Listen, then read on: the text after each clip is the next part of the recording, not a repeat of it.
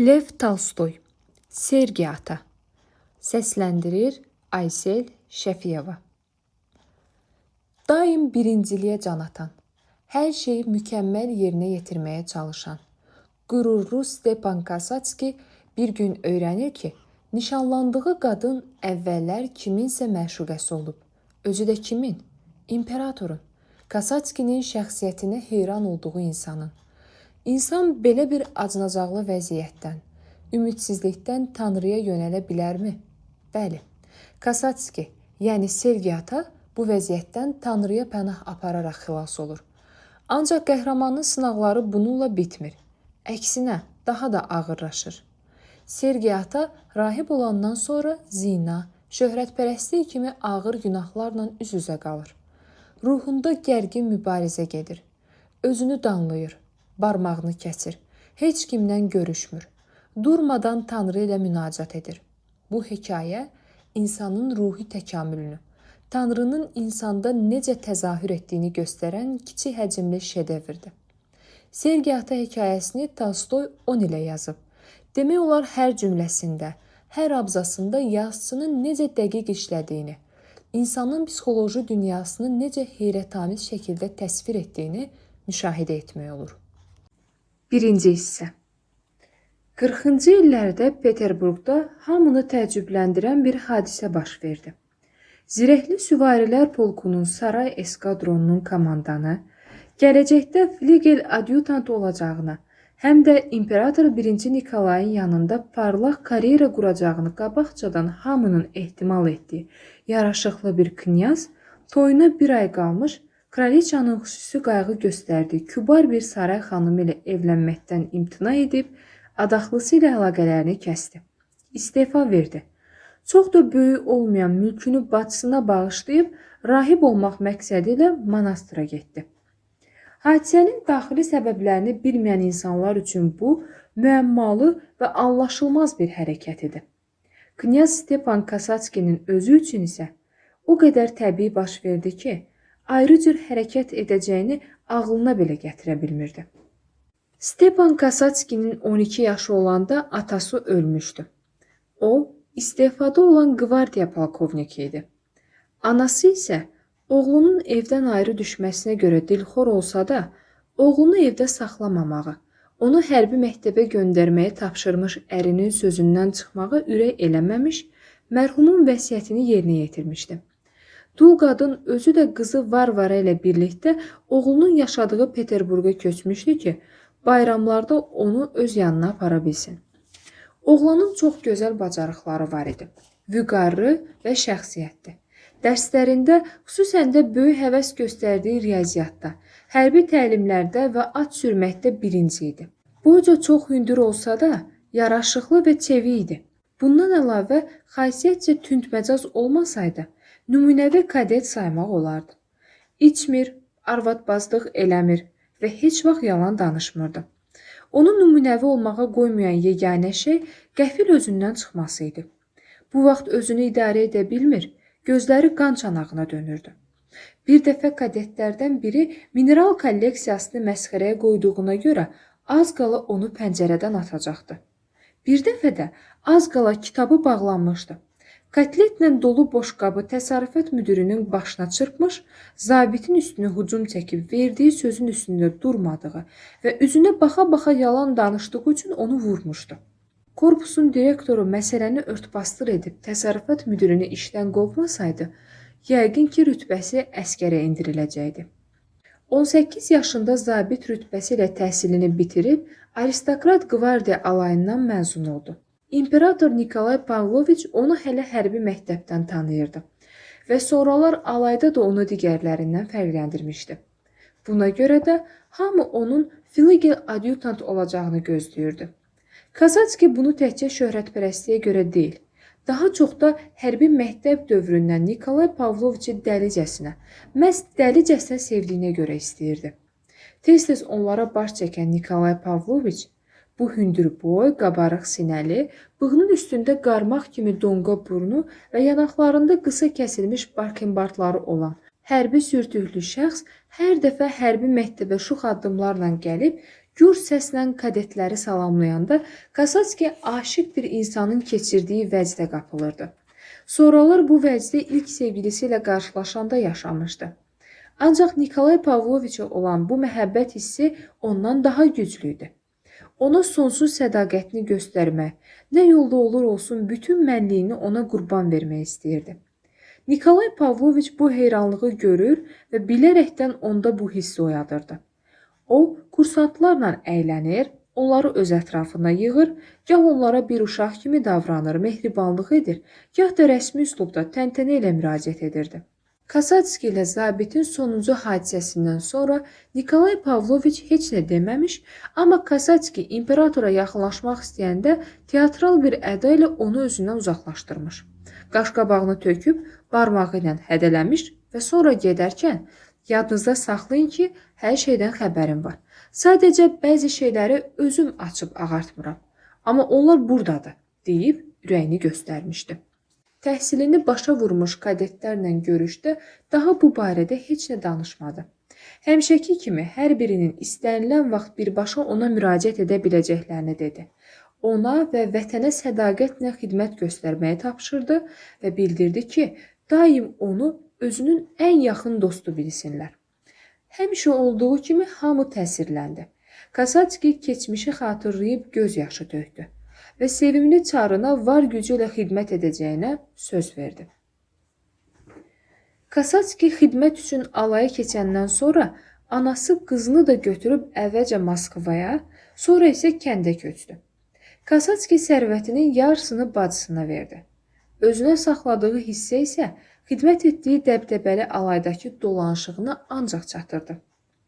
Kənardan baxanda Kasatski karyera quran ən adi, parlaq bir gənc qvardiyaçı kimi görünürdü.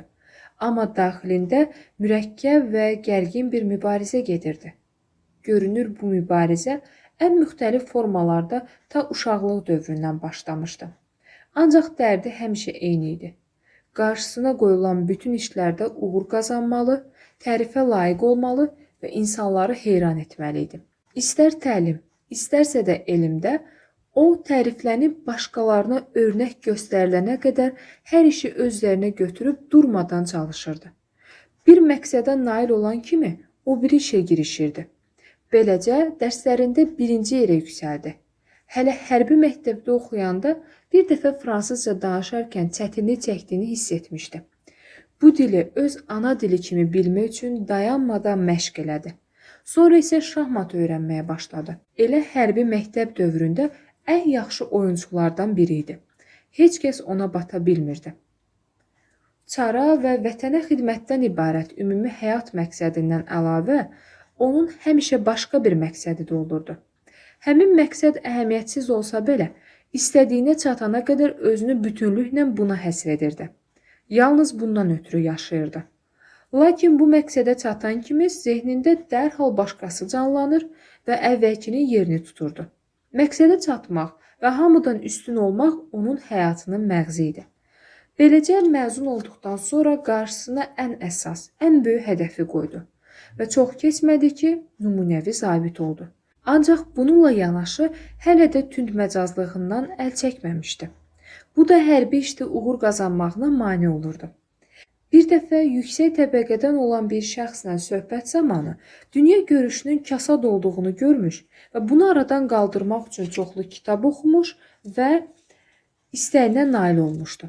Ardınca da kübar cəmiyyətdə parlaq mövqe əldə etmək fikrinə düşmüş, mükəmməl rəqs etməyi öyrənmiş və beləcə çox keçmədən kübarların bütün ballarına və bəzi axşam yeməklərinə dəvət edilmişdi. Amma bu mövqe onu qane etmirdi.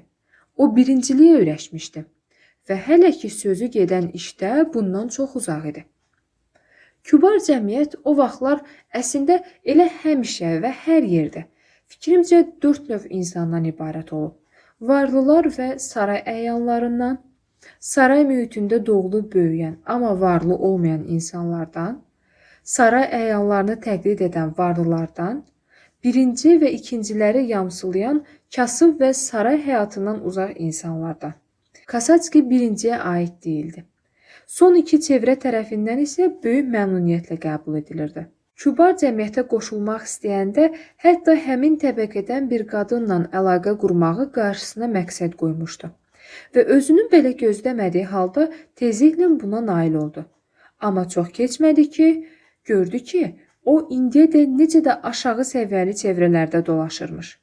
Mövcud olan ali təbəqələr və saraya yaxın cəmiyyət tərəfindən hər nə qədər qəbul olunsa belə, o burada yad idi. Onunla nəzakətli davranırdılar. Lakin göstərilən bütün rəftarlar sübut edirdi ki, bu şəxslərin öz adamları vardı və o isə həmin adamlardan biri deyildi. Kasatski onların sırasına daxil olmaq istəyirdi. Bundan ötürü ya fligel adyutant olmalıydı, ya da həmin yüksək çevrədən kiminləsə evlənməli idi.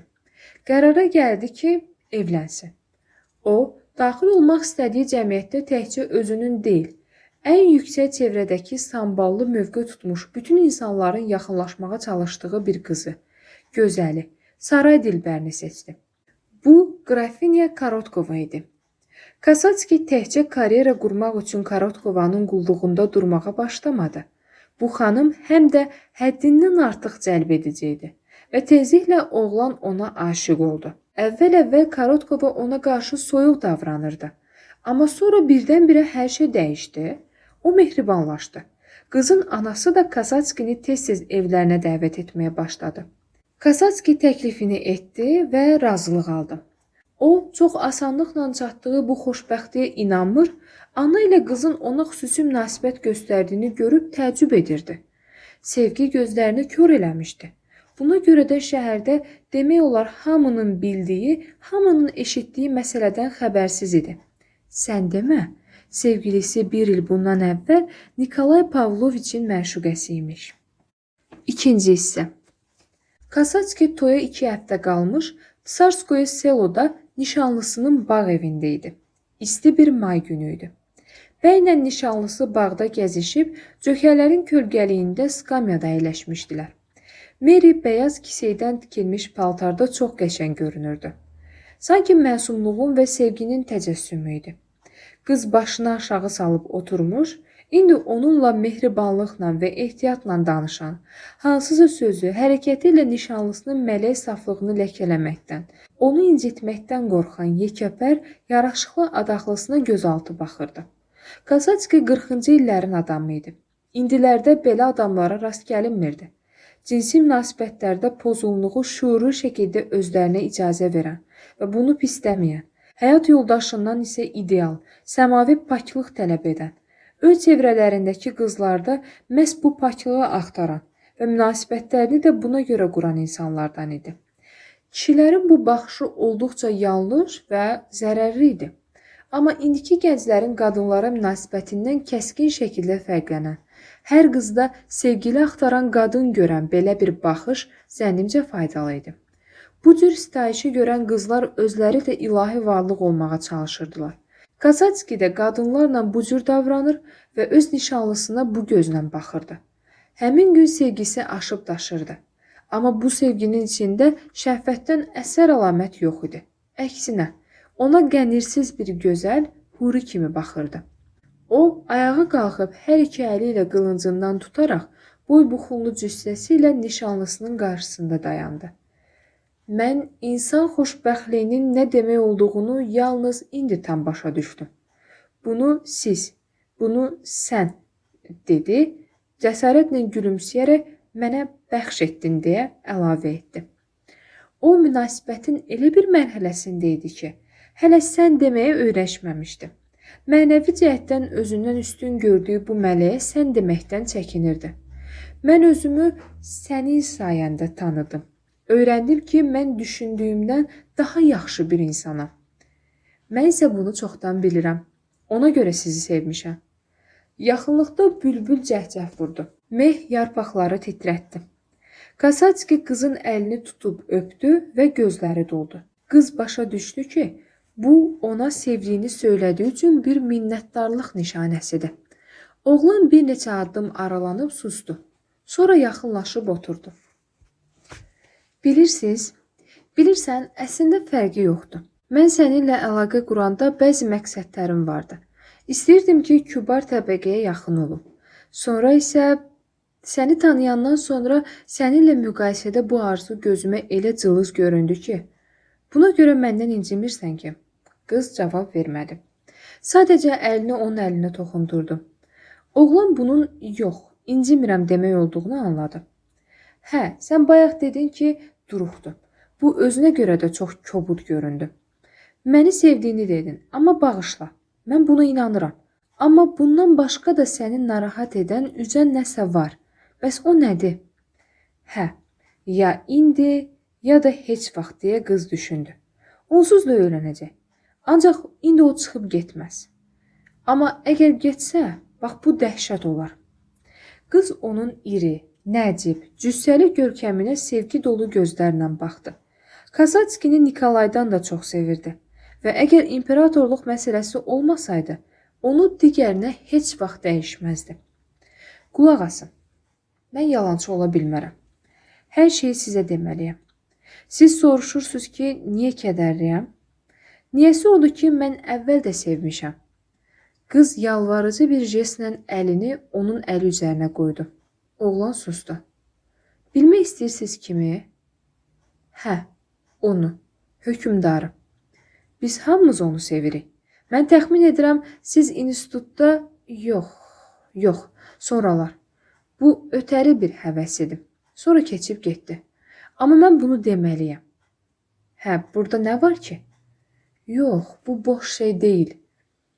O üzünü əlləri ilə örtdü. Necə yəni? Siz özünüzü ona təslim etmisiniz? Qız dinmədi.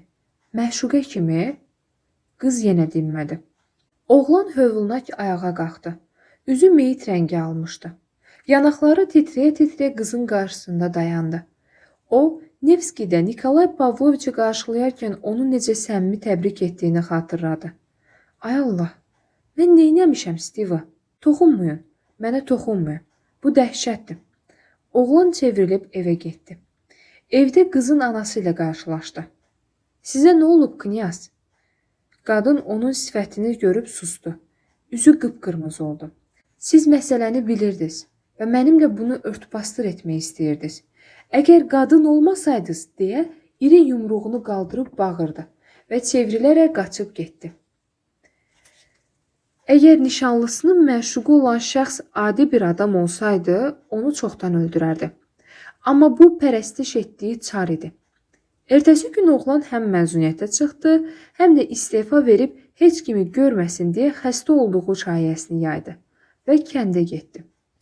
O işlərini yoluna qoyub yayı öz kəndlərində keçirdi. Yay qurtaranda isə Peterburqa qayıtmadı. Bir monastıra gedib rahib kimi ora qəbul olundu. Anası onu bu qətiyyətli addımdan çəkindirmək üçün məktublar yazdı. O cavab verdi ki, Rəbbin çağırışı hər şeydən üstündür və o bu çağırışı hiss edir. Onu təkcə özü kimi qürurlu və şöhrətpərəst bacısı başa düşürdü. Bacısı anlayırdı ki, qardaşı özünü ondan yuxarı tutanlara həmin adamlardan üstün olduğunu göstərməkdən ötürü rahib olub. Onu düz başa düşmüşdü. Rahibliyə başlamaqla o sübut etmək istəyirdi ki, hərbi xidmət etdiyi dövrdə başqaları və özü üçün vacib görünən çox şeyə indi xor baxır və əvvəllər həsəd apardığı insanlara yuxarıdan aşağı baxa biləcəyi yeni bir yüksəklikdə dayanır. Amma onu bacısı Varenkanın düşündüyü kimi təkcə bu hiss idarə etmirdi. Onda Varenkanın bilmədiyi başqa şeylər də vardı. Bu qürur hissi və birincilik arzusu ilə iç-içə olan gerçək dini bir duyğu idi ki, onu yönləndirirdi. Mələk hesab etdiyi nişanlısı ilə bağlı yaşadığı məyusluq və təhqir hissi o qədər güclü idi ki, onu ümidsizliyə sürüklədi. Bəs ümidsizlik onu hara gətirib çıxardı? Rəbbinə. İçində heç vaxt körramayan məsum bir körpə imanına. 3-cü hissə. Kasatski monastıra Pakrov günü qəbul olmuşdu. Monastırın igumeni zadəgan, yazıcı, alim və ustad idi. Valaxiya knyazlığı qurulandan bəri davam edən bu vərəsəli sistemində rahib seçilmiş rəhbərə və müəllimə dinməz söyləməz tabi olurdu. İgumen məşhur ustad Ambrosinin şagirdi olmuşdu. Ambrosi Makarinin, Makari Leonidin, Leonid də Paisiya Veliçkovskinin şagirdi idi. Kasatski də bu igumenə öz ustadı kimi baxırdı. Kasatski monastırda özünü digərlərindən üstün hesab etməkdən əlavə, əvvəl gördüyü işlərdə olduğu kimi, bu monastırda da həm zahiri, həm daxili mükəmməlliyə çatmaq üçün sevinirdi.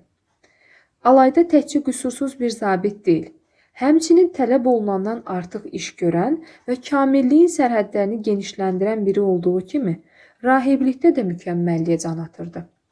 O həmişə çalışqan, təmkinli, təvazökar, həlim, təkcə əməldə deyil, fikrində də təmiz və itaətkar idi. Xüsusilə bu sonuncu keyfiyyət və ya məziyyət onun həyatını yüngülləşdirirdi. Paytaxta yaxın və çox ziyarət edilən bu monastırda rahibli həyatının bir çox tələbləri xoşuna gəlməsə də, onu yoldan çıxarsa da, itaətkarlıq hesabına bütün bunların öhdəsindən gəlirdi. Mühakimə etmək mənim işim deyil. Mən sadəcə vəzifəmə əməl eləməliyəm. Məsələn, müqəddəs əmanətləri qorumalı, xorda oxumalı, ya mehmanxana haqq hesabını aparmalıyam. Hansısa mövzu barəsində şübhə etmək ehtimalı yarananda ustada itaət göstərərək həmin ehtimalı aradan aparırdı. İtaətkar olmasaydı, ayinlərin uzun çəkməsi və yeknəsəkliyə, ziyarətçilərin təlaşı və din qardaşlarının pis xasiyyətləri ona ağır gələrdi. Amma indi bütün bunlara nəinki sevinc içində dözürdü, həm də beləcə özü üçün təsəlli və dəstək tapırdı. Gün ərzində eyni dualara dəfələrlə qulaq asmaq bilmirəm nəyə lazımdır. Amma onu bilirəm ki, bu elə belə də lazımdır. Lazım olduğunu anladığım üçün də onlar mənə sevinc bəxş edir.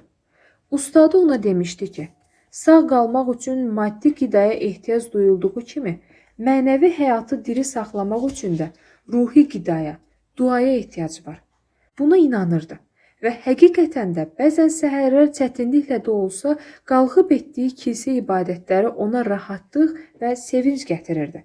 Ustadının təyin etdiyi əməllərinin hər cür şübhədən uzaq olması və itaətkarlığı ona sevinc gətirirdi. Həyata olan marağı isə təkcə ibadət vasitəsilə iradəsini özünə tabe etdirməklə, həddindən artıq təvazökar olmaqla yox, ilk dövrlərdə ona asan görünən bütün xristian məziyyətlərinə yiyələnməklə təmin olunurdu. O bütün mal mülkünü monastıra vermişdi. Özü də tənbəl deyildi. Özündən aşağıda olan insanlara təvazökarlıq göstərmək onun üçün nəinki asan idi. Hətta bu ruhuna sevinc gətirirdi. Hətta şəhvətə belə, şor gözlüyü olsun, zina olsun, rahatlıqla qələbə çala bildi. Ustadı onu xüsusilə bu günahdan çəkindirmişdi. Amma Kasatski heç narahat değildi. Çünki bütün bu alçaq hisslərdən uzaq idi.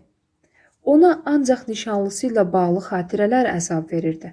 Təkcə xatirələr deyil, nələrin baş verə biləcəyi haqqında ehtimallar da həmçinin. Hökümdarın məşuqəsi olmuş bir qadının sonradan ərə gedib gözəl həyat yoldaşına və bir ailənin anasına çevrilməsini istər-istəməz gözü qarşısında canlandırırdı. Onun ərinin isə yüksək məqamı, həm hökmü, həm şərəfi, həm də yaxşı tövbə etmiş bir arvad olacaqdı. Əhvalı yaxşı olanda bu cür düşüncələr Kasatskini narahat etmirdi. Keyfi kök olan vaxtı bunları xatırlayanda bu günahlardan qurtulduğu üçün sevinirdi. Amma elə anlar da olurdu ki, qəfil bütün yaşadıkları gözünün önündə tutqunlaşırdı. O nəinki dumana bürünüb qaralan keçmişinə inamını itirirdi. Hətta hisslərini öz içində canlandıra, oyada bilmirdi. Xatirələr və söyləmək dəhşətli də olsa etdiyi əməllərə görə keçirdiyi peşmanlıq hissi onu çənginə keçirirdi.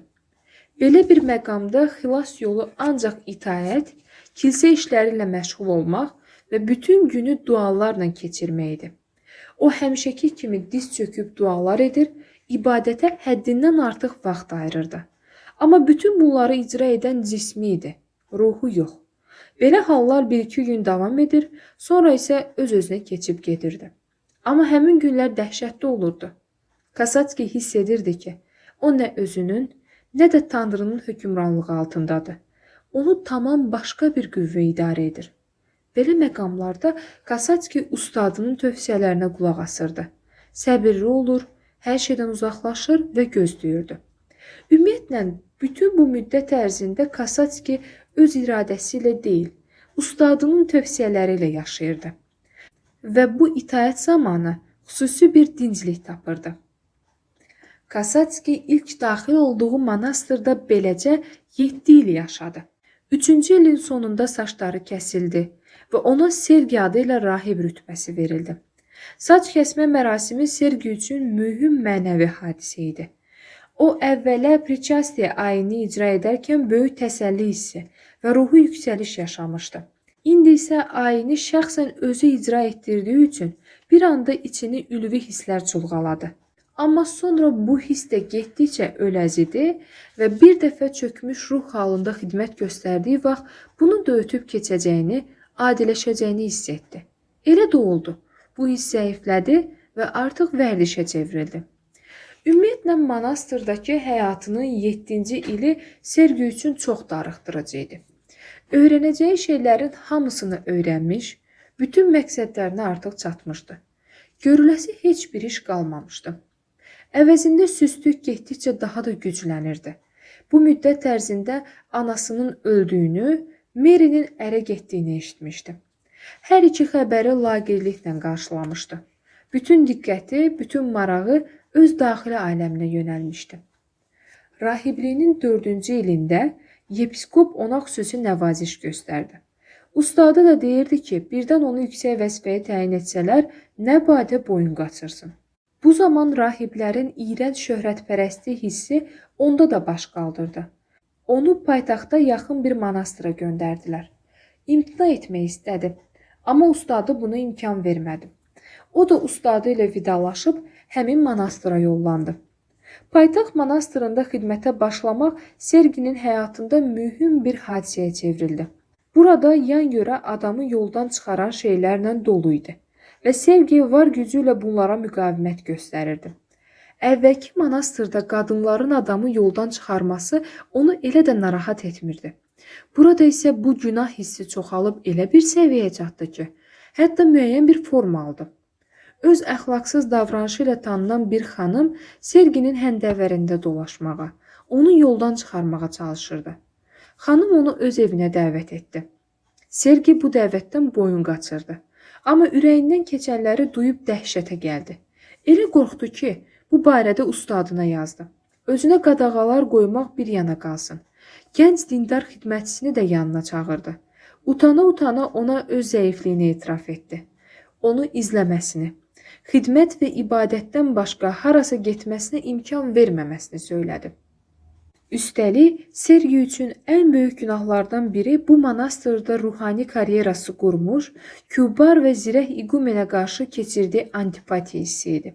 Sergi özü ilə nə qədər mübarizə aparsa da, bu antipatiyanın öhdəsindən gələ bilmirdi. O hər şeyə dözür, amma ruhunun dərinliklərində bu məsələni mühakimə etməkdən əl çəkə bilmirdi. Və nəhayət, bu alçaq hiss bir gün partlayıb üzə çıxdı. Bu, yeni monastıra gəlişinin 2-ci ilində olmuşdu. Məsələ belə baş vermişdi. Pakrovda axşamdan səhərə qədər davam edən gecə ibadəti böyük bir kilsədə keçirilirdi.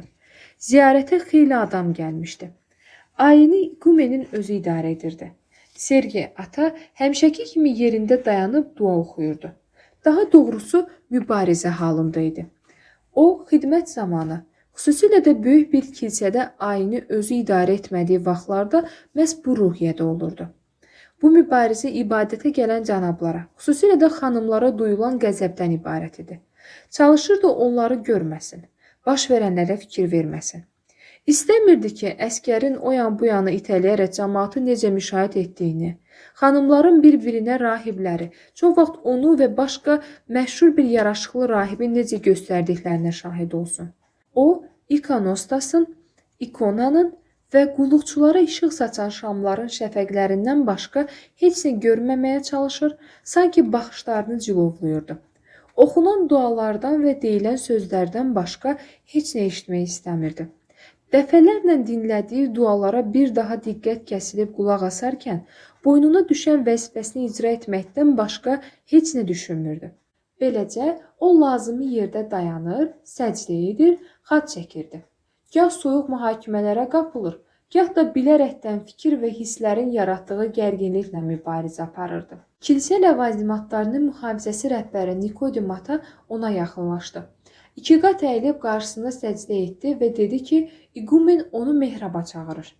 Nikodim ata da Sergi ata üçün böyük imtahanlardan biri idi. Çünki özündən asılı olmadan onu saxtakarlıqda və İqumenə yaltaqlanmaqda günahlandırırdı. Sergi ata əbasını səliqəyə saldı. Klobukunu başına qoyub ehtiyatla izdihamın arasından keçdi. Qulağına bir qadın səsi gəldi. Liza, sağ tərəfə bax, bu odur. Hanı? O elə də yaraşıqlı deyil. Bilirdi ki, onun haqqında danışırlar. Bunu eşidib həmişə günaha batacağını hiss etdiyi anlarda təkrarladığı kimi bizi günaha batmağa qoyma deyərək başını aşağı salıb gözlərini yerə dikdi. Cübbəllərin həndəvərindən adlayıb mehrabın yanından, ikonastasın qarşısından ötüb şimal tərəfdəki qapıdan keçdi. Səcdəgaha girəndə adətə görə xaç çəkərək ikonanın qarşısında ikiqat əyilib səcdə etdi. Sonra başını qaldırıb paltarında nəsə işıldayan bir nəfərlə yanaşı dayanmış İqumenə gözücü nəzər saldı. Yepiskopun əynində ibadət libası vardı. O, divarın yanında durmuşdu. Gödək, toppuş qollarını cübbəsinin altından gömbul qarnının üstünə sallayıb, paltarının alabəzək naxışlarını sığallayırdı. Gülümsünərək yanında dayanmış monoqramlı, aksel bantlı məiyyət mundiri giymiş bir generala nəsə deyirdi. Sergi ata vərdiş etdiyi hərbiçi baxışları ilə onu süzdü. Bu general onların keçmiş alay komandiri idi. Görünür, o indi mühüm bir mövqe tutmuşdu. Sergi ata İqumenin bunu bildiyi üçün belə sevindiyini dərhal başa düşdü. Məhz buna görə İqumenin kök və qırmızı yanaqları, daz başı işıq saçırdı. Bu, Sergi atanın şəninə toxunub onu incitdi və kədərləndirdi. İqumendən eşidəndə ki, Sergi atanı bura çağırması elə ancaq generalın keçmiş həmkarını, yəni onu görmək marağını təmin etmək üçündür. Həmin alçalma və kədər hissi daha da gücləndi. Sizin mələk surətini görməkdən çox şadam, deyə general əlini ona uzatdı. Ümid edirəm, köhnə yoldaşınızı unutmamısınız.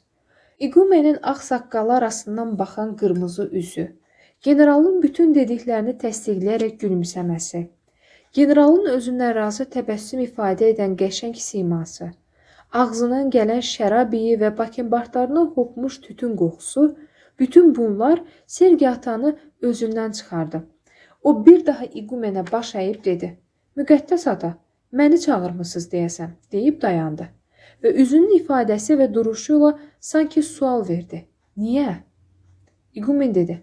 Hə, generalla görüşməyiniz üçün. Müqəddəs ata, mən günahlardan uzaq olmaq üçün dünyadan üz çevirmişəm. O, avazımış titrək dodaqlarını tərpədib dedi. Nəyə görə siz yenidən məni bu od alovun içinə atırsınız? Özü də ilahi məbəddə dua edərkən. Gedin, İqumen pörtüb qaşqabağını tökərək dedi. Növbəti gün Sergi ata İqumendən və dindar qardaşlarından qürurlandığına görə üzr istədi. Amma bununla belə dua edərək keçirdiyi gecədən sonra qərara gəldi ki, bu monastırı tərk etməlidir. Və bu barədə ustadına məktub yazdı. Yalvarıb xahiş etdi ki, onu geriyə, öz monastırına qaytarsın. Məktubda onu da yazmışdı ki, aciz qalıb. Onun köməyi olmadan tək başına nəfsinin öhdəsindən gələ bilmir. Qürurunu boynuna aldı. Növbəti poçla ustadından məktub gəldi. Yazırdı ki, hər şeyin səbəbi elə onun qürurudur. Ustadı izah edirdi ki, onun qəzəblənməsinə səbəb mənəvi ehtiramından Tanrıya xatir yox, öz qüruruna xatir keçməsidir. Yəni, baxın, mənim heç nəyə ehtiyacım yoxdur. Elə buna görə də İqumenin hərəkəti onu özündən çıxarmışdı. Mən Tanrıya xatir hər şeydən əl çəkdim. Onlarsa məni vəhşi heyvan kimi göstərirlər. Əgər sən şərəfindən Rəbbinə xatir vaz keçsəydin, buna dözərdin. Sənin dünyəvi hikkən hələ sönməyib. Sergi, əziz övladım, mən sənin haqqında düşündüm və dua etdim. Rəbbim səninlə bağlı mənə bu ilhamı göndərdi. Əvvəlki kimi yaşa və itaət et. Elə indi xəbər gəldi ki, rahib İllarion monastırda dünyaya gözlərini yumub. Müqəddəs aləmə qovuşub. O monastırda 18 il ömür sürmüşdü. Tambinski monastırının İqumeni həmin yerdə yaşamaq istəyən rahiblərdən kimisə olub-olmadığını soruşdu. Elə bu vaxt səndən məktub aldım. Sən Paisi atanın yanına, Tambinski monastırına get. Mən də ona yazacağam. Xahiş elə ki, İllarionun hücrəsini sənə versin. Ona görə yox ki, İllarionu əvəz eləyəsən. Ona görə ki, bəlkə bu yolla öz qürurunun öhdəsindən gələ bildin. Rəbbim səni öz pənahında qərar versin. Sergi ustadının sözünə qulaq asdı. Onun məktubunu İqumenə göstərdi və icazəsini istəyib öz otağını, bütün əşyalarını monastıra bağışlayaraq Tambiski sovməsinə getdi. Tambiski sovməsinin baş keşişi tacir zümrəsindən olan fəzilətli ev yiyəsi Sergini sadə və təlaşsız qəbul edib İllarionun hücrəsinə yerləşdirdi. Əvvəlcə ona bir hücrə xidmətçisi verdi. Sonra Serginin xahişi ilə onu tək buraxdı. Hücrə dağda qazılmış bir mağara idi. İllarion da orada dəfn edilmişdi. Məzarı arxa tərəfdəki mağarada idi. Öndəki mağarada saman döşəkçə salınmış yatacaq, masa, ikonalar və kitab qoyulmuş rəf vardı. Bağlanan çöl qapısının qarşısında bir rəf də var idi ki, gündə bir dəfə bir rahib monastırdan yemək gətirib ora qoyurdu. Beləcə, Sergi ata tərk-i dünya oldu. 4-cü hissə. Serginin inzivaya çəkilməsinin 6-cı ilindəki Maslenitsa bayramında şərab içib fəsəli edikdən sonra qonşu şəhərdən bir dəstə zəngin insan troykalarda gəzintiyə çıxmışdı. Dəstədə 2 vəkil, bir varlı mülkədar, bir zabit və 4 qadın var idi. Qadınlardan biri zabitin xanımı, digəri varlı mülkədarın arvadı, üçüncüsü mülkədarın bacısı idi. Dördüncüsü isə gözəl, zəngin, öz ədası, qəmzəsi ilə bütün şəhəri heyrətə salan, kişilərin ağlını başından alan boşanmış, dul bir qadın idi. Hava əla, yol isə hamar idi. Şəhərdən çıxdıqdan sonra 10 kilometr gedib dayandılar. Götür-qoy etməyə başladılar ki, hara getsinlər, irəliyə yoxsa geriyə? Görəsən bu yol hara aparır? Gözəl dul qadın Makovinka soruşdu. Tambiski, buradan ora 13 kilometrdir. Makovinkanın yanında yerini şirin salmaq istəyən vəkil dedi. Və sonra? Sonra da monastırı keçib elə çatırsan. Sergi atanın yaşadığı yerə? Hə. Kasatski, o yaraşıqlı gülşənişin? Hə. Xanımlar, cənablar, gedirik Kasatskinin yanına. Tambiski də dincəlib yüngülvari nəsə yeyərik. Amma gecə evimizə qayıda bilməyəcəyik. Eybi yoxdur. Gecəni Kasatskinin yanında qalaraq.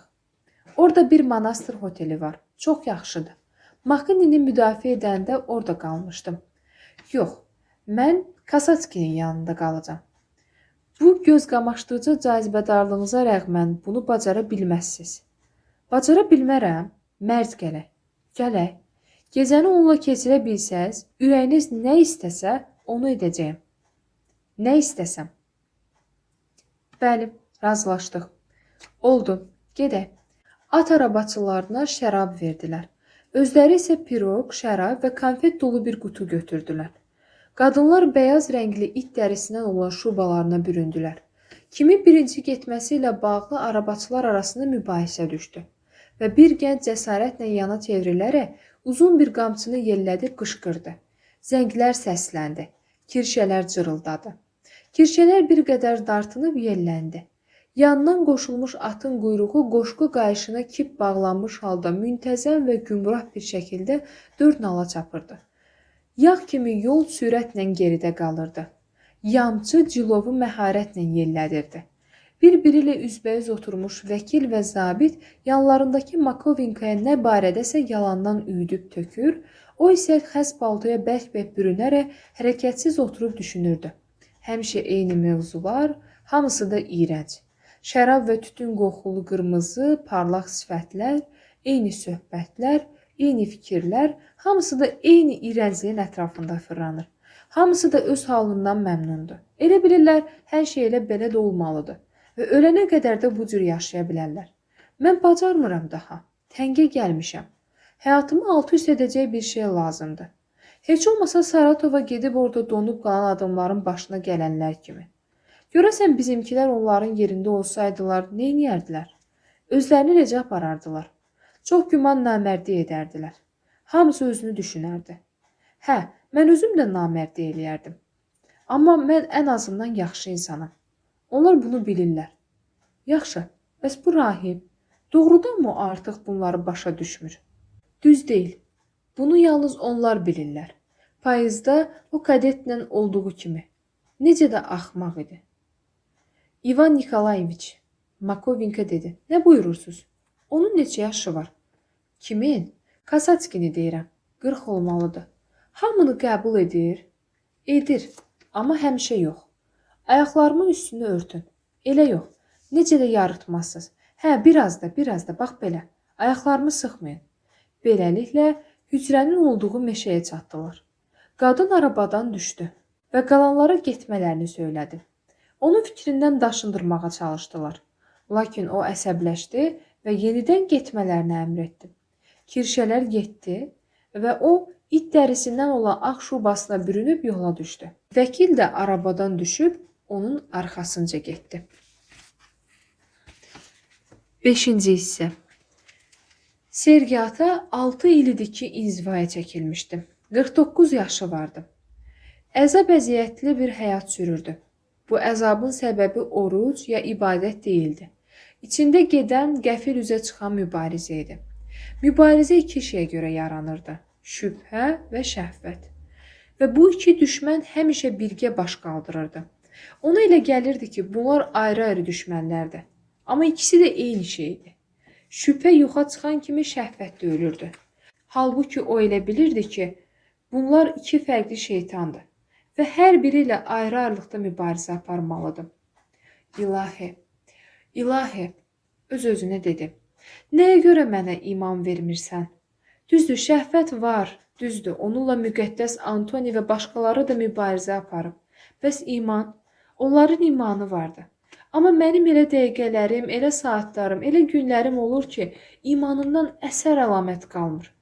Əgər dünya başdan ayağa günahdırsa, biz ondan üz çevirməliyiksə, bəs onda bu dünyanı və onun gözəlliklərini niyə yaratmısan? Bu günahı niyə yaratmısan? Günah? Bəs dünyəvi həzlərdən əl çəkib heç bir şey olmayan yerdə nəsə yaratmaq istəməyim günah deyilmi? O ürəyində bunları deyib dəhşətə gəldi və öz-özündən iyrəndi. Rəzil, murdar, hələ bir müqəddəs də olmaq istəyirsən deyə özünü yamanladı. Ardınca da dua etməyə başladı. Elə başlamışdı ki, gözünün qarşısında örtüklü rahib papağında uzun cübbədə əzəmətli görkəmi canlandı və başını buladı. Yox, belə olmaz. Bu yalandır. Hə, başqalarını aldada bilərəm, amma özümü və Tanrını əsla. Mən böyük insan zad deyiləm. Zəlil, gülünc bir adamam. O cübbəsinin ətəyini qaldırıb dizliyinin içindəki miskin ayaqlarına baxdı. Gülümsədi. Sonra o ətəyini aşağı salıb xaç çəkdi. Diz çöküb dua etməyə başladı. Doğrudanmı bu yataq mənim tabutum olacaq, deyə oxudu. Sanki kənardan hansısa şeytan ona vəsvəsə elədi. Tənha yatağın özü də tabutdur. Yalandır. Bu zaman onun xəyalına nə vaxtsa birlikdə yaşadığı dul qadının çiyinləri gəldi. Silkinib oxumağa davam etdi. Qaydanı oxudu. İncili götürüb açdı. Tez-tez təkrarladığı və əzbər bildiyi yerə rast gəldi. İmanım var. Nədə imanım çatışmır, mənə kömək et. O qarşısına çıxan bütün şübhələri özündən uzaqlaşdırdı. Düz dayanmayan bir əşyanı necə tarazlayırlarsa, o da yenidən ayaqları titrəyən imanını həmin cür tarazladı və dəyib onu aşırmamaq üçün ehtiyatla ondan aralandı. Gözünə pərdə çəkdi və sakitləşdi. Öz uşaqlıq duasını təkrarladı. İlahi, məni öz yanına apar. Bu zaman nəinki yüngülləşdi, həm də qəlbi sevinç və mərhəmət hissi ilə doldu. Xaç çəkərək dar skamyadakı döşəyinin üstünə uzandı. Yay cübbəsini başının altına qoydu. Beləcə yuxuya getdi.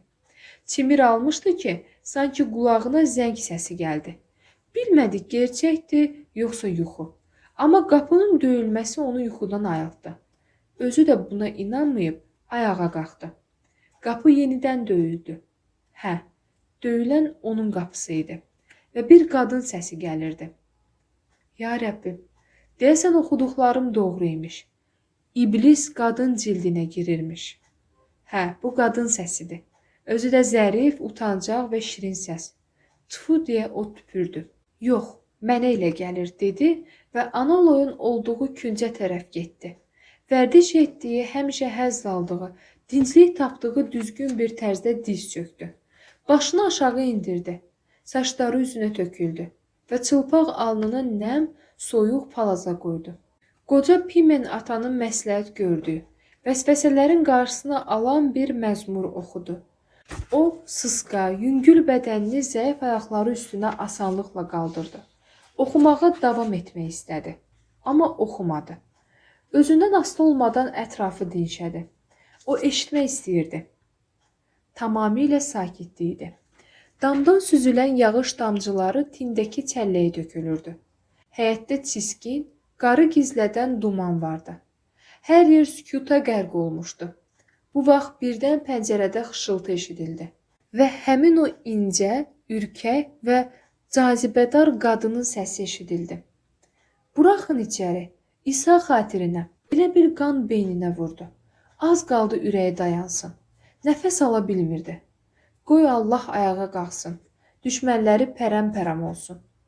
İblis deyiləm mən. Bu sözləri deyən dodaqların gülümsədiyi duyulurdu. Mən iblis deyiləm, sadəcə günaha batmış bir qadınam. Azmışam, məcazi mənada yox. Donuram, bir sığınacağa ehtiyacım var. O, üzünü pəncərənin şüşəsinə tutdu. Lampanın işığı şüşədə bərq vururdu. Əllərini hər iki üzünə söyküyüb diqqətlə baxdı. Duman, çiskin, ağaclar, sağ tərəfdə isə odur. Hə, odur. Uzun, ağ xəzli şuba geymiş, başında papağı olan, şirin, incə, mehriban çöhrəsində qorxu dolaşan bir qadın pəncərədən 10 sm aralı dayanıb, əyilərək ona baxırdı. Göz-gözə gələndə bir-birini tanıdılar. Bu o demək deyildi ki, nə vaxtsa görmüşdülər. Əslində, heç vaxt rastlaşmamışdılar. Amma baxışları toqquşunca onlara, xüsusən də kişiyə elə gəldi ki, bir-birlərini çoxdan tanıyır və anlayırlar. Belə baxışdan sonra bunu sadə, mehriban, şirin, ürkək bir qadın yox, iblis olduğundan şübhə etmək qeyri-mümkün idi. Siz kimsiz? Niyə gəlmisiniz? O soruşdu. Hələ bir qapını açın. Qadın şıltaq bir amiranəliklə cavab verdi. Dondum, sizə deyirəm ki, azmışam. Axı mən rahibəm, tərk-i dünyayam. Açın da, nə olsun? Yoxsa siz istəyirsiniz ibadətinizi bitirənə qədər pəncərənin altındaca donum qalım? Axı siz necə? Sizi ki yeməyəcəm, Tanrı xatirinə qapını açın, donuram dedi. Onu dəhşət bürüdü. Bunları az qala ağlar bir səslə söyləmişdi. Sergi ata pəncərədən aralandı, əzab çələngli Məsih ikonasına baxdı. Xat çəkə-çəkə əyildi. Ya Rəbbim, kömək ol mənə, ya Rəbbim, kömək ol mənə, deyib dəhlizə açılan qapıya yaxınlaşdı. Dəhlizdə cəftənin qarmağını barmaqları ilə hiss edib onu geri dartdı. Qapının o üzündən addım səsləri eşitdi. Qadın pəncərədən aralanıb qapıya yaxınlaşırdı. Birdən qışqırdı. Ay! Başa düşdü ki, qadının ayağı eşikdəki gölməçəyə batıb. Əlləri əsdi. Qarmağı heç cür qaldıra bilmədi. Sizə nə olub axı? Buraxın da məni içəri. Başdan ayağa islanmışam, donmuşam. Siz ruhunuzu xilas etməyi düşünürsünüz. Amma mən donuram axı. O qapını özünə sarı dartıb qarmağı qaldırdı. Hesabı düz götürmədən qapını necə itələdisə, qapı qadına dəydi. Ax, bağışlayın. Qəfil xanımlarla çoxdankı adət etdiyi müraciət formasına keçib dedi.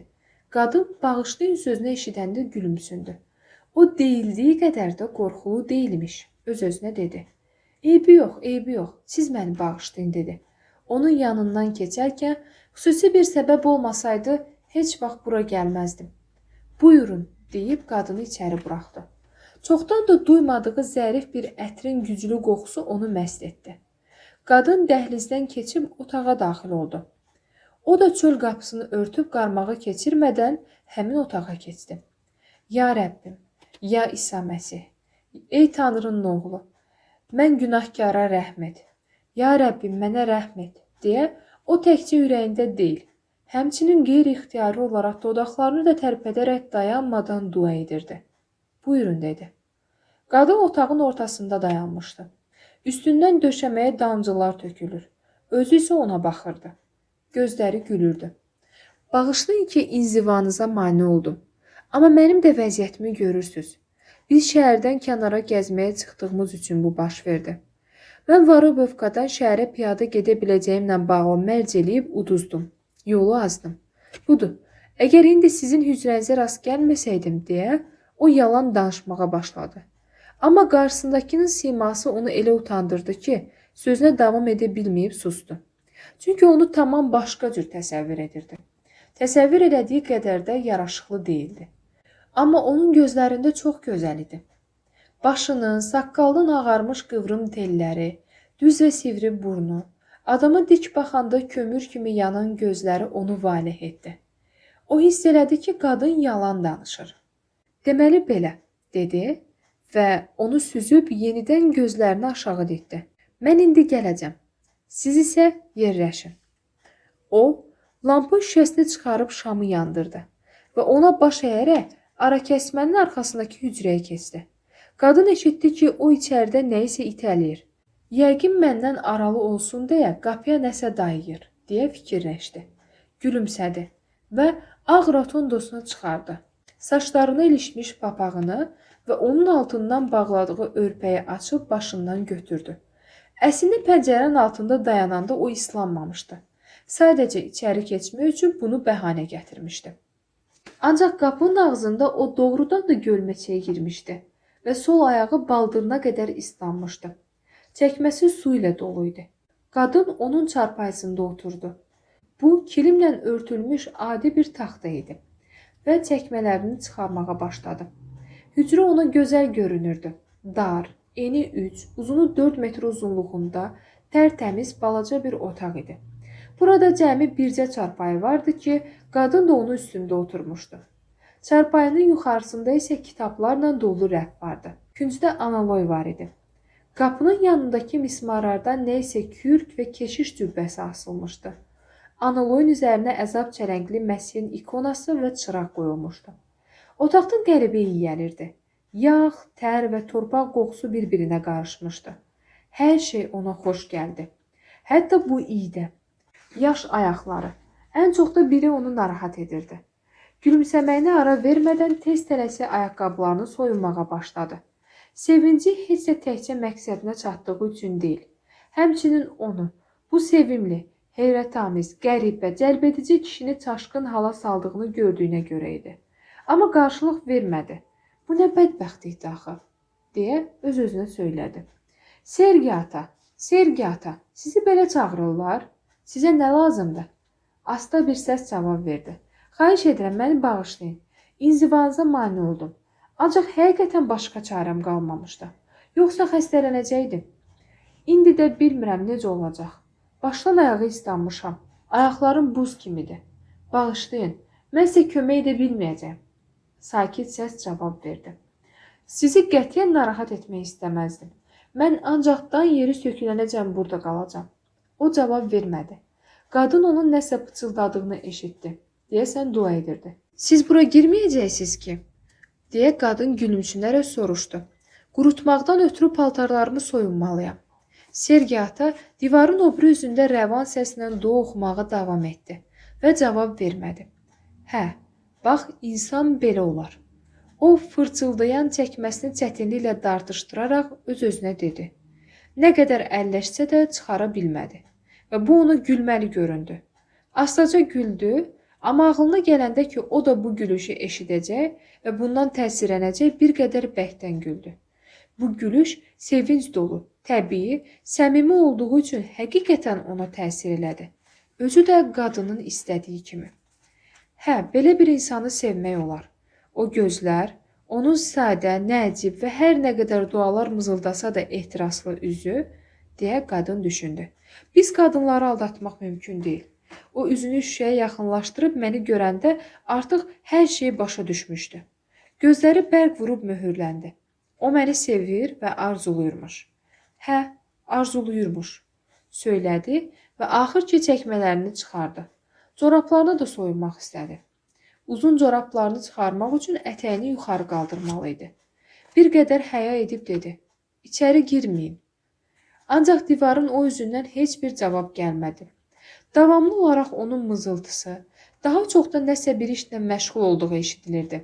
Hə, yerə əyilib səcdə edir deyə qadın fikirləşdi. Amma başını yerdən qaldırmır. Mənim barəmdə düşünür. Necə ki mən onun haqqında düşünürəm. Həmin hisslərlə də bax bu ayaqlarım barədə fikirləşir. O yaş corablarını soyunub, yalın ayaqları ilə yeriyib çarpayıya çıxaraq ayaqlarını altına yığdı. Bu tərzdə bir qədər oturub çılpaq dizlərini qucaqladı və baxışlarını irəli dikib fikrə getdi. Bura biyabanlıqdır, sakitlikdir. Heç kim heç vaxt xəbər tutmazdı. O durdu, corablarını aparıb sobanın nəfəsliyinə sərdi. Bu nəsə xüsusi bir nəfəslik idi.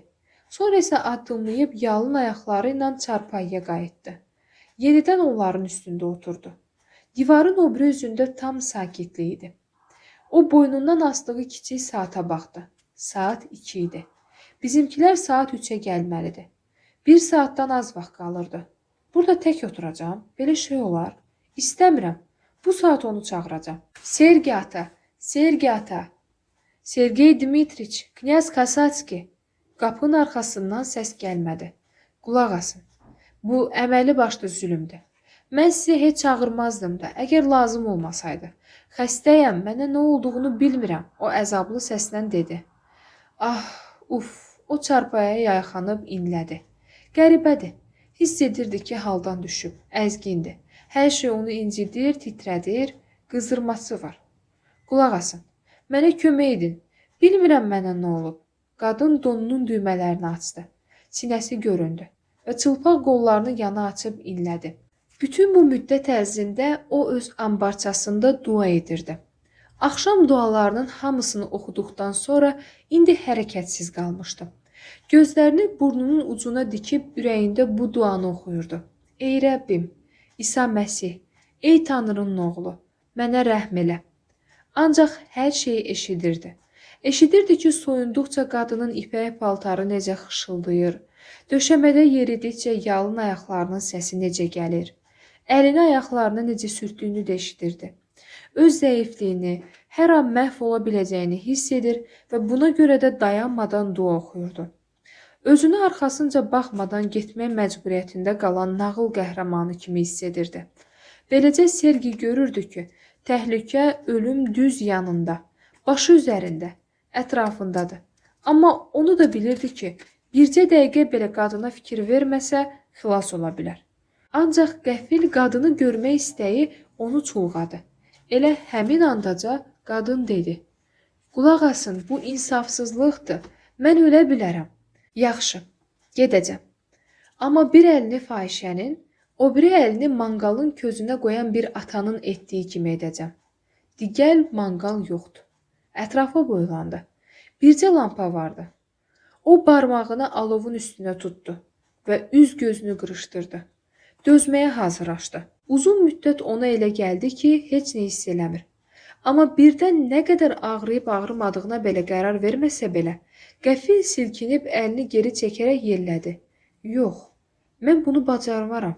Tanrı xatirinə gəlin yanıma, ölürəm." "Nədir, mən beləcə məhv olacağam?" "Yox, yəqin ki," deyə qadın öz-özünə düşünürdü. "İndi gəlirəm," Sergi ata söylədi və qapını açıb qadının yanından ötərək odun doğradığı dəhlizə keçdi. Əli ilə üstündə girdinləri yardığı kötüyü və divara söykədiyi baltanı yoxladı. "Bu dəqiqə," dedi və baltanı sağ əlinə götürüb sol əlinin şəhadət barmağını kötüyün üstünə qoydu. Baltanı yelləyib barmağının ikinci buğumunun aşağısına vurdu. Barmağı onunla eyni qalınlıqda olan odunlardan da asan kəsildi və kənara sıçradı. Kötüyün qırağına dəyib yerə düşdü. O ağrını hiss etməzdən əvvəl bu səsi eşitdi. Ağrının olmadığına təəccüblənməyə macal tapmamış, yanğılı bir göynərti və tökülən isti qan duydu. O, cəld cübbəsinin ətəyi ilə barmağının kəsilmiş buğumundan tutdu, onu buduna sıxaraq geri qayıdıb qapıdan içəri keçdi. Qadının qarşısında dayanaraq gözlərini aşağı dikib sakitcə soruşdu. "Nə istəyirsiniz?" Qadın onun sol yanağı titrəyən rəngi qaçmış üzünə baxdı və birdən utandı. Yerindən sıçrayıb şubasını götürdü və çiyinlərini atıb ona büründü. "Hə, ağrıyırdım. Üşüyürdüm mən, Sergi ata. O başını qaldırıb qadına baxdı. Gözləri sakit bir sevinç işığı içində parladı və dedi: Əziz bacım, sən ölməz ruhunu niyə məhv etmək istəyirdin? Bəli, dünyada günah olmalıdır. Amma bu günah kimin vasitəsilə bu dünyada yayılırsa, vay o kəsin halına. Dua et ki, Rəbbimiz bizi bağışlasın. Qadın gözünü ona zilləyib dinlədi. Birdən damcı səsi eşitdi. Baxıb gördü ki, onun cübbəli tutmuş əlindən qan damcılayır. Əlinizə neynəmisiz? Deyə qəfil bayaq eşitdiyi səsi xatırladı. Çırağı qapıb dəhlizə qaçdı və döşəmədə kəsilmiş barmağı gördü. Rəngi ondan da betər qaçdı. Elə bu halda da geri qayıdıb onu nəsə demək istədi. Amma o sakitcə ambarcasına keçib arxadan qapını bağladı. Məni bağışlayın, dedi qadın. Günahımı nə yuya bilərəm? Çıx get. Qoyun yaranızı sarıyım. Çıx get buradan. Qadın tələsik və susqun halda əynini geyindi. Şubası əynində oturub gözlədi. Həyətdən zəng səsləri gəldi. Sergi ata, məni bağışlayın. Çıx get, Tanrı bağışlasın. Sergi ata, həyatımı dəyişəcəm. Məni başlı başına buraxmayın. Çıx get. Məni bağışlayın və mənə xeyir-dua verin. Ata, oğul və müqəddəs ruh naminə. Ara kəsmənin arxasından eşidildi. Çıx get. Qadın hönkürüb hücrədən çıxdı. Vəkil onu qarşılamağa gəlmişdi. Hə, mən uduzdum. Neyləmək olar? Harada oturacaqsınız? Fərqi yoxdur. Qadın dedi. Oturdu və evə çatanacan bir kəlmə də danışmadı. Bir il sonra qadın saçını yüngül qırxdırdı və vaxtaşı ona məktublar yazan Tərki Dünya Arseninin rəhbərliyi altında monastırların birində ağır, nizamlı bir həyat sürməyə başladı. 6-cı hissə. Sergi ata inzivaya çəkilmiş halda daha 7 ildə yaşadı. Əvvəlcə ona gətirilən bir çox şeyləri, çayı, qəndi, ağ çörəyi, südü, pal-paltarı və odunu qəbul edirdi. Ancaq vaxt keçdikcə həyatını daha da ağırlaşdırmağa başladı. Ona gətirilən şeyləri götürmədi. Nəhayət o həddə çatdı ki, həftədə bir dəfə qara çörəkdən savayı heç kimdən heç nə qəbul etmədi və ona verilənlərin hamısını yanına gələn kasıb-küsuba payladı. O, bütün vaxtını hücrəsində ibadət etməklə ya da gündən-günə artıb çoxalan ziyarətçilərlə söhbətləşərək keçirirdi. Sergi ata ildə cəmi 3 dəfə kilsəyə getmək üçün, bir də suya və oduna ehtiyacı olanda hücrəsindən çıxırdı. Bu cür yaşayışın 5-ci ili tamam olandan sonra Makovinka ilə baş verən hadisə xanımın gecə ziyarəti, ardınca isə onda baş verən dəyişiklik və monastıra qəbul edilməsi xəbəri tezliklə hər yerə yayıldı. O vaxtdan Sergi atanın şöhrəti lap çoxaldı. Ziyarətçiləri getdikcə artmağa başladı. Hücrəsinin yanında rahiblər məskən saldı. Kilsə və mehmanxana tikildi. Sergi atanın şöhrəti həmişə olduğu kimi şişirdilib böyüdülərək yayıldıqca yayıldı. İnsanlar uzaq yerlərdən axın-axın bura gəlirdilər. Hətta xəstələrini də özləri ilə bərabər gətirirdilər. Sergi atanın onlara şəfa verəcəyinə inanırdılar. İlk dəfə xəstəyə şəfa verməsi inzivaya çəkilməyinin 8-ci ilində baş verdi. Bir ana öz 14 yaşlı oğlunu gətirmiş, sağalması üçün Sergi atadan xahiş etmişdi. Əli ilə ona şəfa verməsini istəyirdi. Sergi atanın ağlına belə gəlməzdi ki, xəstələri sağalda bilər. Belə bir düşüncəni o təkəbbür və böyük günah hesab edirdi. Amma uşağı gətirən ana əl çəkmədi. Yalvarıb onun ayaqları altına düşdü. Niyə başqalarına şəfa verib onun oğluna kömək etmək istəmədiyini dedi və Məsih xatirinə bunu ondan xahiş etdi. Sergi atanın xəstəni ancaq Tanrı sağaldır fikrindən sonra qadın ondan yalnız əlini uşağın üstünə qoyub dua etməsini istədi. Sergi ata imtina edib hücrəsinə girdi. Amma səhəri gün hücrədən çıxıb su gətirməyə gedəndə yenə 14 yaşlı solğun bənizdə arı oğlu ilə birlikdə həmin ananı gördü və həmin yalvarışları bir daha eşitdi. Sergi ata ədalətsiz hakim haqqında ibrətli hekayəni xatırladı. Əvvəl düz iş tutduğuna əmin idi, indi isə şübhəyə düşdü və ürəyində bir nəticəyə gələnə qədər dua etməyə başladı. Nəhayət qərar verdi, qadının istəyini yerinə yetirəcəkdi. Çünki ananın inamı oğlunu xilas edə bilərdi. Özü isə bu məqamda sadəcə Tanrının seçmiş olduğu dəyərsiz bir vasitəçi idi. Başqa heç nə. Sergi ata ananın yanına gəlib onun istəyini yerinə yetirdi. Əlini oğlanın alnına qoyub dua etməyə başladı. Ana uşağı götürüb getdi və bir ay sonra oğlan sağaldı. Ustad Serginin, indi onu məhz belə adlandırırdılar, müalicəvi gücü barədə şöhrəti dörd bir yana yayıldı. O vaxtdan bəri hər həftə Sergi atanın yanına xəstələr gəlirdi. Birinə yox deyə bilmədiyinə görə başqalarına da rədd cavabı verə bilmirdi. O əlini qoyub dua edir və çoxları sağalırdı. Sergi atanın şan şöhrəti getdikcə daha çox artırdı. Beləcə, ömrünün 9 ili monastırda, 13 ili inzivada keçdi. Sergi atanın ustad sayağı görünüşü vardı. Saqqalı uzun və çallaşmışdı. Ancaq saçları seyrək olsa belə, hələ də qara və qıvrım idi. 7-ci hissə. Artıq neçə həftə idi ki, bir fikir Sergi atanın ağlından çıxmırdı. Görəsən daha çox arximandrit və igumenin ucbatından düşdüyü vəziyyətə boyun əyərək yaxşı iş görürdümü? Bu 14 yaşlı oğlanın sağalmasından sonra başladı. O vaxtdan bəri hər ay, hər həftə, hər gün Sergi daxili həyatının necə məhv olaraq zahiri aləmlə əvəz olunduğunu duyurdu. Sanki astarını üzünə çevirmişdilər. Sergi gördü ki, monastıra qonaqları və iyanəçiləri cəlb etmək üçün o bir vasitəyə çevrilib. Buna görə də monastırın rəhbərləri ona elə şərait yaradırdılar ki, ondan mümkün qədər daha çox fayda götürə bilsinlər. Məsələn, artıq ona işləmə imkanı vermirdilər. Lazım olan hər şeyi dərhal təşkil edirdilər. Ondan sadəcə tələb edirdilər ki, yanına gələn ziyarətçilərdən xeyir duasını əsirgəməsin. Rahat olsun deyə qəbul günləri təşkil etdilər. Kişilər üçün qəbul otağı düzəltdilər. Üstünə qaçan qadınlar üçün məhəccərlə hasarlanmış bir yer ayırdılar ki, onu yıxmasınlar.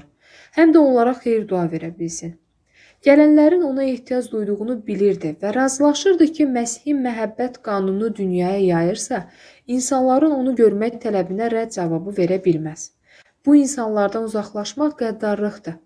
Digər özünü bu həyata həsr etdikcə iç dünyasının zahirə necə çıxdığını, ruhundakı dirilik suyunun necə quruduğunu, etdiklərinin Rəbbi üçün deyil, daha çox insanlar üçün edildiyini hiss edirdi. İnsanlara ibrətamiz şeylər danışanda, xeyir-dua verəndə, xəstələrə dua edəndə, insanların həyatlarını istiqaməti ilə bağlı məsləhətlər verəndə, kömək etdiklərinin və ya sayəsində şəfa tapanların nəsihətlərinə qulaq asanların minnətdarlığını dinləyəndə ürəyi gül kimi açılırdı. Fəaliyyətinin nəticələrini, insanlara təsir etdiyini görüb sevinirdi. Özünü yanan bir çıraq kimi təsəvvür edirdi və bunu nə qədər çox hiss edirdisə, içində alovlanan ilahi həqiqət işığının zəiflədiyini, söndüyünü bir o qədər çox duyurdu. Etdiklərimin nə qədəri Tanrıdan ötürü, nə qədəri insanlar üçündür.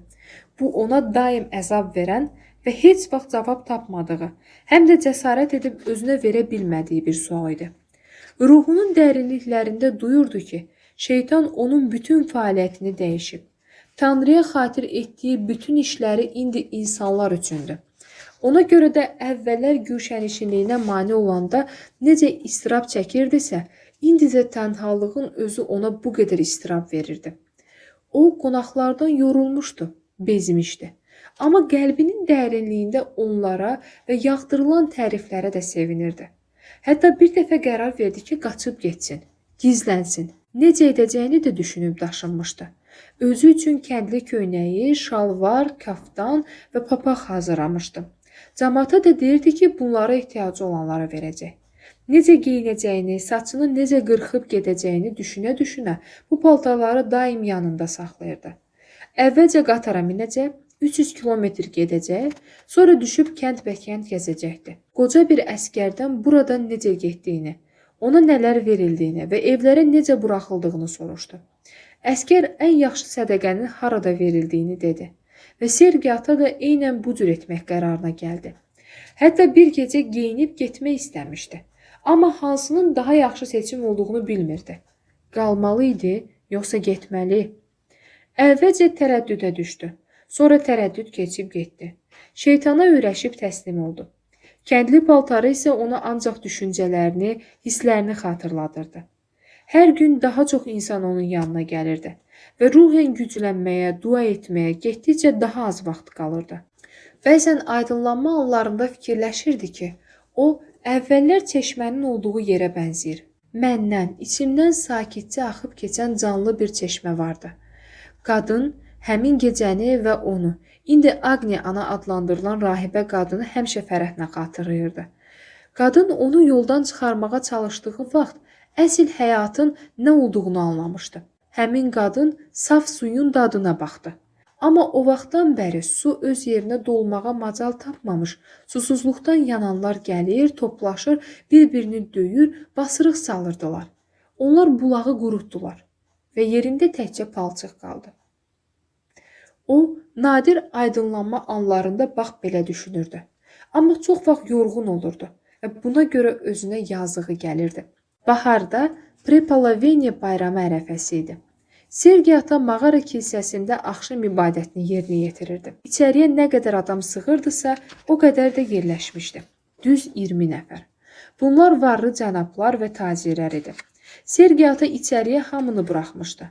Amma bu seçimi onun yanına təyin edilmiş rahib və monastırdan gündəlik göndərilən növbətçi etmişdi. Təxminən 80 nəfərdən, xüsusən də qadınlardan ibarət zəvvar izdihamı çöldə yığışaraq Sergi atanın eşiyə çıxmasını və onun xeyir duasını gözləyirdi. Sergi ata xidmətini bitirib sələfinin tabutunu məth edərək eşiyə çıxanda səndələdi. Arxasında dayanan tacir və diakona xidmət edən rahib onu tutmasaydı yıxılacaqdı. Sizə nə oldu atacan? Əzizimiz, ilahi deyə qadınların səsi gəldi. Ağappaq ağardız. Amma Sergi ata dərhal özünə gəldi. Rəngi avazısa da taciri və diakonu özünə uzaqlaşdırıb duasını oxumağa davam etdi. Serapion ata, diakon, kilsə xidmətçiləri və həmişə hücrənin yanında yaşayan, Sergi ataya qulluq edən Sofiya İvanovna ondan xidmətini dayandırmağı xahiş etdilər. Narahat olmayın, narahat olmayın. Sergi ata xəfifcə gülümsəyərək dedi, ibadətinizə dayandırmayın. Hə, müqəddəslər belə edirlər, deyə fikirləşdi. Ey müqəddəs, ey tanrı mələyi, dərhal arxadan Sofiya İvanovnanın və onu tutub yıxılmağa qoymayan tacirin səsini eşitdi. Nə qədər dilə tutsalar da, o qulaq asmadı və ibadətini davam etdirdi. Yenidən hamı izdihamla darısqal dəhliz boyu balaca kilsəyə qayıtdı və Sergi ata biraz qısaltsa da axşam ibadətini bitirdi. İbadətdən dərhal sonra Sergi ata burada olanlara xeyir dua verdi və mağaranın girişindəki qarağacın altına qoyulmuş balaca skamya əyləşdi. Dincəlmək və təmiz hava almaq istəyirdi. Amma eşiyə çıxan kimi xeyir dua almaq üçün xahiş edənlər, məsləhət və kömək istəyənlər üstünə şığıdı. Bunların içində daim bir müqəddəs yerdən digərinə gedən, bir ustaddan ayrılıb digər ustada müraciət edən və həmişə hansısa müqəddəsin və ustadın qarşısında diz çökərək yalvarıb yaxaran zəvvar qadınlar da vardı. Sergi ata bu cür adi, dinə qəti dəxli olmayan, soyuq və bayağı tipləri tanıyırdı. Zəvvarların arasında həmçinin əksəriyyəti istifadə olan, oturaq həyatdan uzaqlaşan əskərlər, əsasən də yoxsulluq içində yaşayan əyyaş qocalar, sırf yemək üçün monastırdan monastıra dolaşanlar da var idi. Bunların içində avam kəndli qadın və kişilər də var idi. Onlar xudbin tələblər irəli sürürdülər. Şəfa tapmaq, məişət qayğıları, qızlarını evləndirmək, dükan kirayələmək, torpaq almaq, yaxud yuxuda ikən anasının altında qalaraq boğulub ölmüş və qeyri-qanuni yolla dünyaya gələn uşaqlara görə boyunlarındakı günahları yumaq. Bunlarla bağlı çətinliklərin həll olunmasını istəyirdilər. Bütün bunlar Sergi ataya çoxdan bəlli idi və marağını cəlb etmirdi. Bilirdi ki, bu adamlardan yeni heç nə öyrənməyəcək. Bu adamlar onun içində heç bir dini hiss oyatmayacaq. Ancaq onları xeyir duasına, sözünə ehtiyac duyan, dəyər verən həmin kütləni görməyi sevirdi. Ona görə də bu insanlardan nə qədər bezmiş olsa da, eyni zamanda təşrifləri ona xoş gəlirdi. Serapion ata Sergi atanın yorulduğunu deyib onları qovmağa başladı. Amma Sergi ata İncilin sözlərini xatırlayaraq dedi, qoyun uşaqlar yanıma gəlsin, onlara mane olmayın. Və yadına saldığı bu sözlərdən özü də təsirləndi. Söylədi ki, onları buraxın içəri, qoy gəlsinlər. Ayağa durub insanların toplaşdığı məhəccərin yanına gəldi və onlara xeyir-dua verdi. Suallarını özünün də təsirləndiyi zəif səsi ilə cavablandırdı. İstəyirdi cəmaatın hamısını qəbul etsin, amma bunu bacarmadı. Yenə gözləri qaraldı. Səndəliyə məhəccərdən yapışdı. Qan başına vurdu. Əvvəlcə rəngi qaçdı. Sonra isə qəfil hayqırdı. Hə, belə görünür, sabaha qalacaq. İndi bacarmıram, dedi. Ümumilikdə hamıya xeyir-dua verdi və hücrəsinə getdi. Ata, izdihamdan sonra səs gəldi. Ata, atacan, bizi tərk etmə. Biz sənsiz məhv olaraq. Tacir Sergi atanı qarağacların altındakı skamyada oturtdu. Polis kimi qətiyyətlə insanları qovmağa başladı. Düzdür, Sergi atanın eşitməməsi üçün astadan danışırdı. Amma səsində qətiyyət və qəzəb var idi. Rədd olun, çıxın, gedin.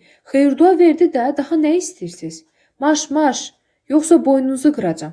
Hə, sən, qara dolaqlı xala, de yeri get. Hara soxulursan?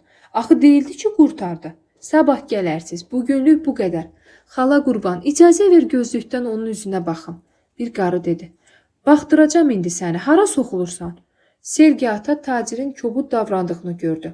Zəif səslə xidmətçiyə dedi ki, ona de, cəmaatı qovmasın. Sergi ata bilirdi ki, onsuz da qovacaq və tək qalıb dincəlmək istəyirdi. Amma təəssürat yaratsın deyə xidmətçini göndərdi.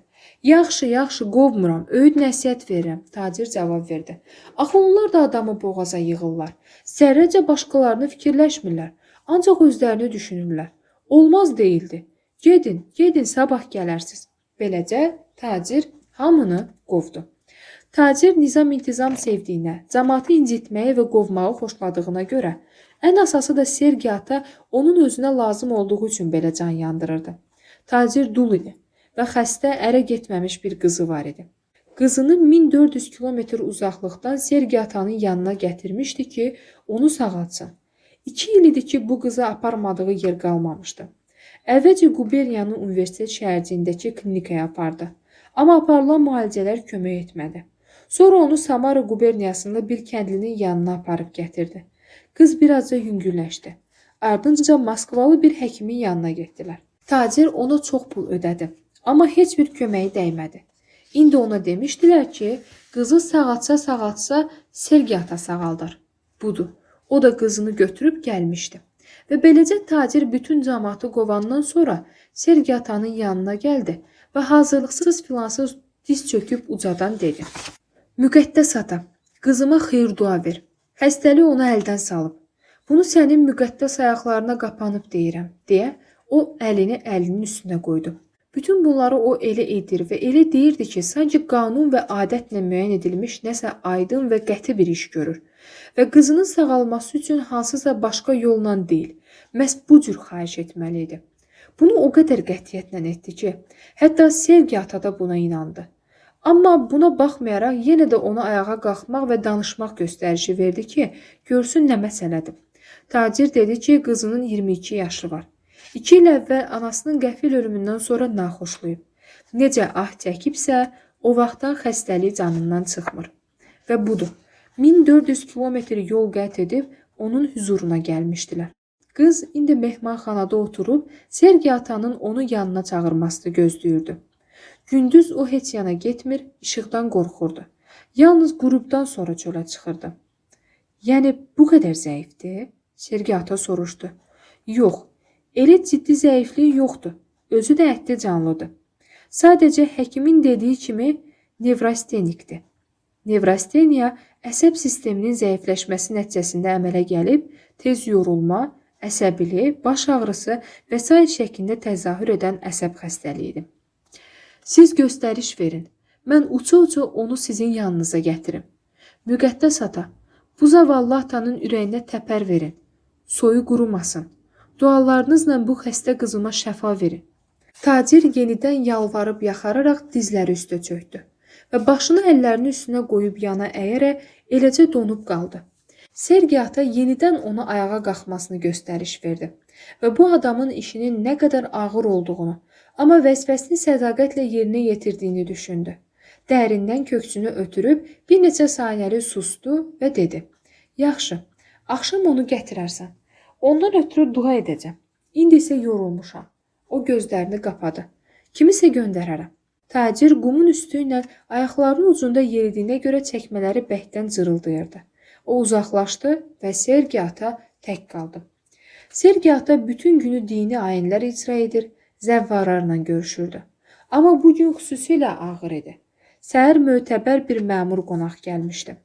Onunla uzun müddət söhbət etmişdi. Sonra bir xanım oğlu ilə təşrif buyurmuşdu. Gənc professor olan bu adam dinsiz idi. Sergi ataya möhkəm inanan və sitayiş edən anası onu bura gətirmiş, Sergi atadan onunla danışmağı xahiş edib razılıq almışdı. Söhbətləri ağır keçmişdi. Açıq aydın görünürdü ki, cavan oğlan rahiblə mübahisə etmək istəmir, zəif bir adamla söhbət edirmiş kimi onun hər dediyi ilə razılaşırdı. Sergi ata özünü yaxşı, yüngül, rahat hiss eləsə də, görürdü ki, cavan oğlan ona inanmır. Sergi ata bu söhbəti indi xatırlayanda nəsə keyfi pozuldu.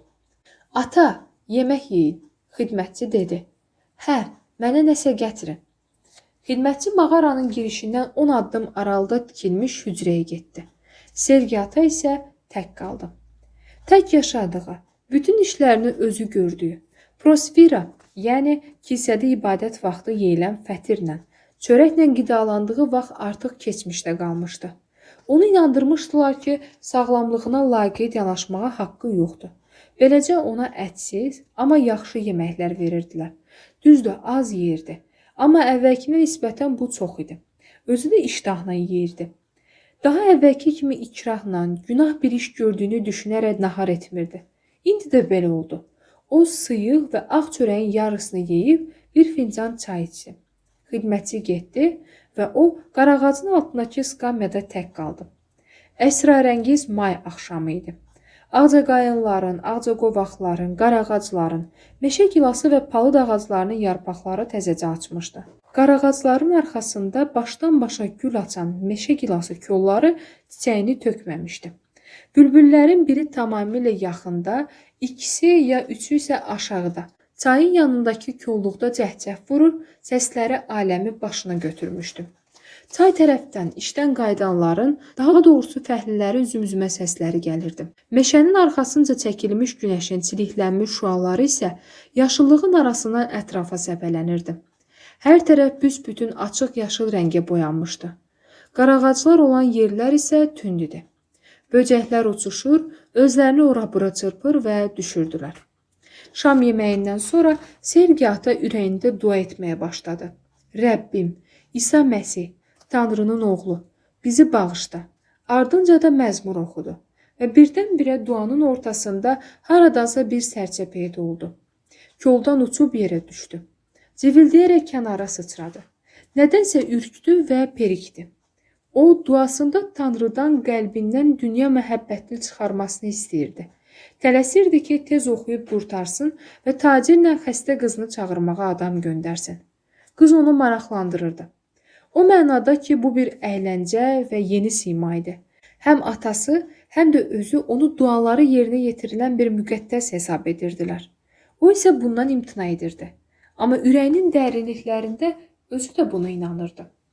Bunun necə baş verdiyinə tez-tez təəccüblənirdi ki, o, yəni Stepan Kasatski necə oldu bu cür qeyri-adi müqəddəsə və açıq-aydın möcüzə göstərən birinə çevrildi.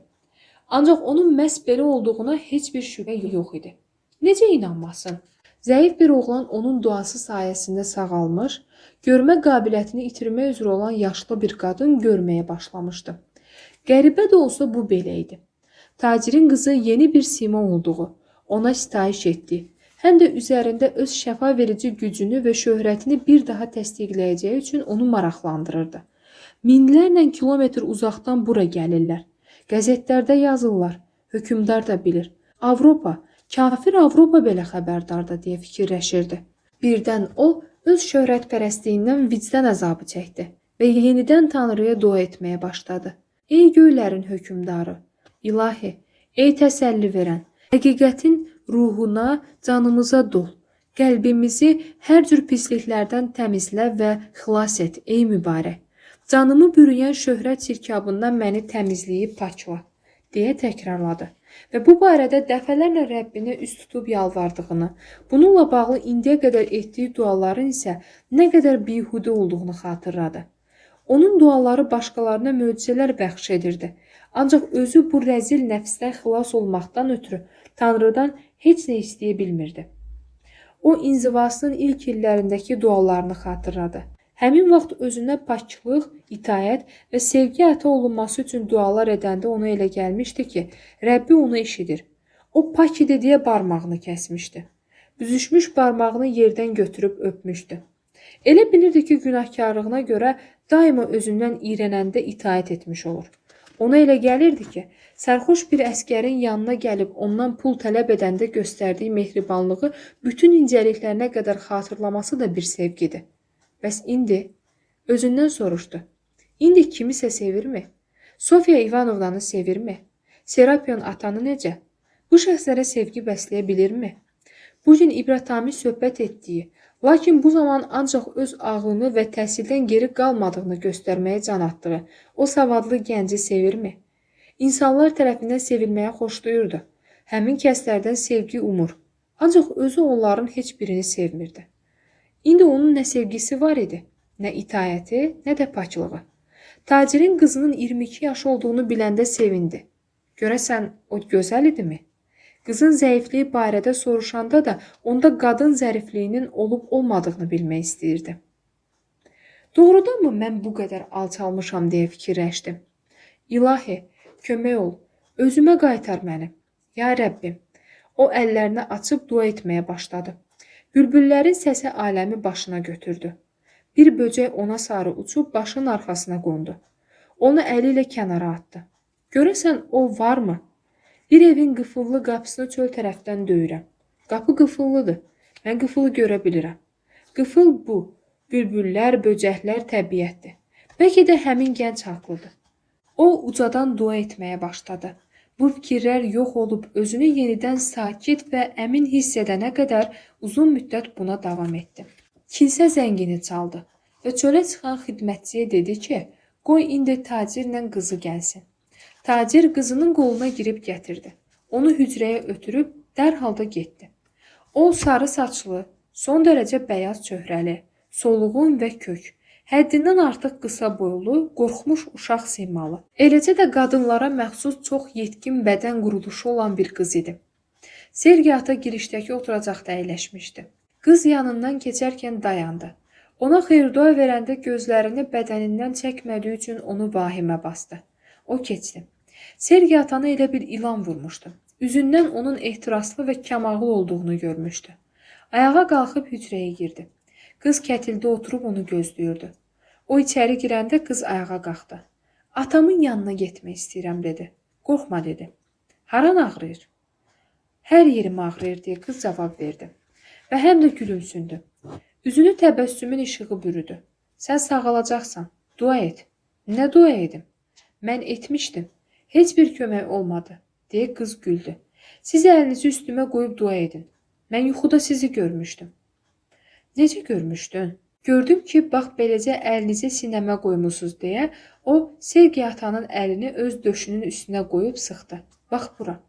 O qıza sağ əlini verdi. Sənin adın nədir? Deyə soruşdu. Bütün bədəni əsim-əsim əsirdi. Artıq məğlub olduğunu hiss eləmişdi. Hisslərini cilovlaya bilmirdi. Maria. Niyə ki? Qız onun əlini tutdu və öpdü. Sonra bir əlini onun belinə dolayıb özünə sarı çəkdi. Nə edirsən dedi. Maria sən şeytansan. Olsun, eybi yoxdur.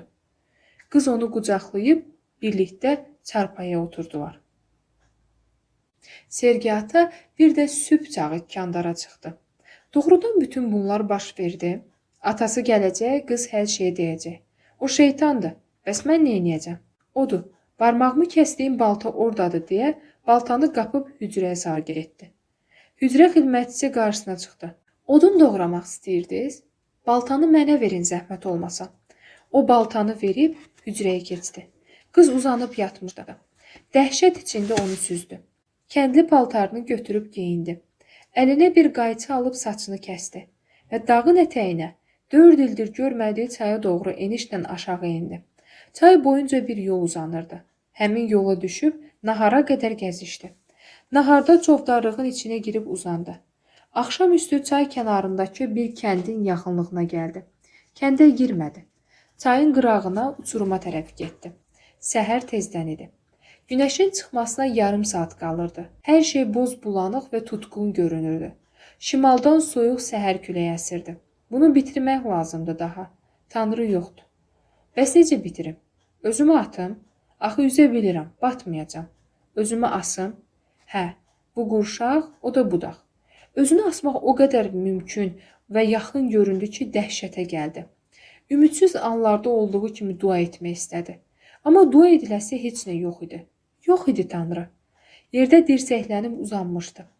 Qəfil möhkəm yuxusu gəldi. Artıq qolu da başını saxlaya bilmədi. Əllərini başının altına qoyub yuxuya getdi. Ancaq bu yuxu bir anlıq davam etdi və dərhal yuxudan ayıldı.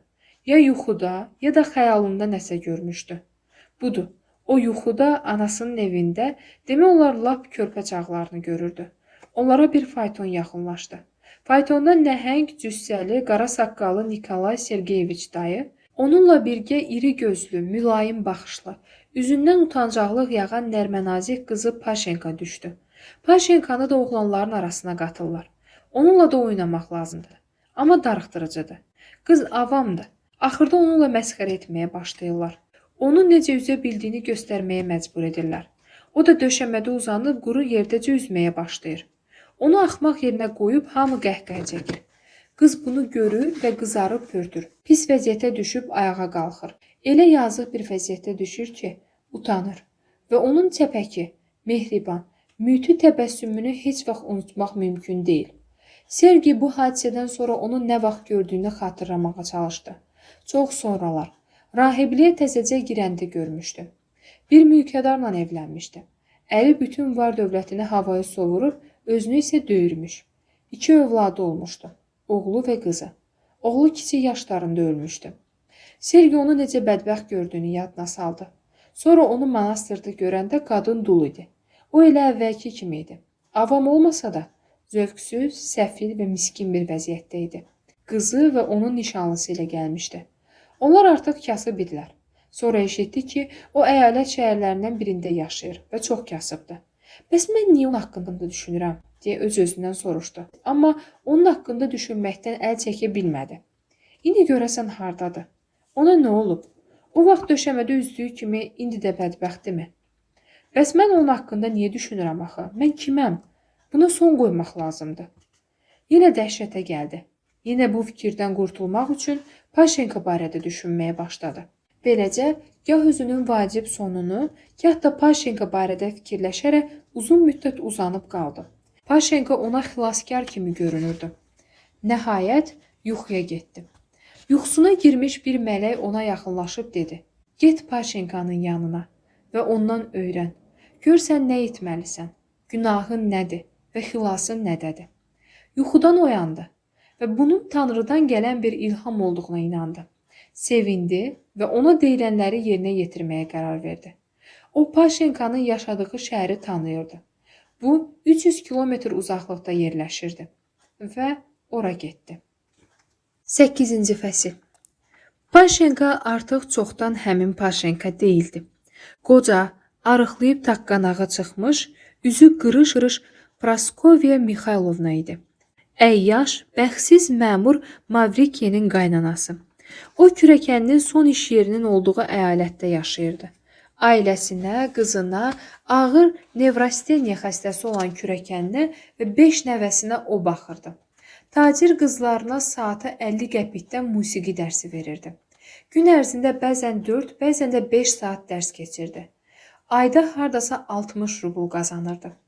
Hələlik beləcə yaşayır, bir iş yeri gözləyirdilər.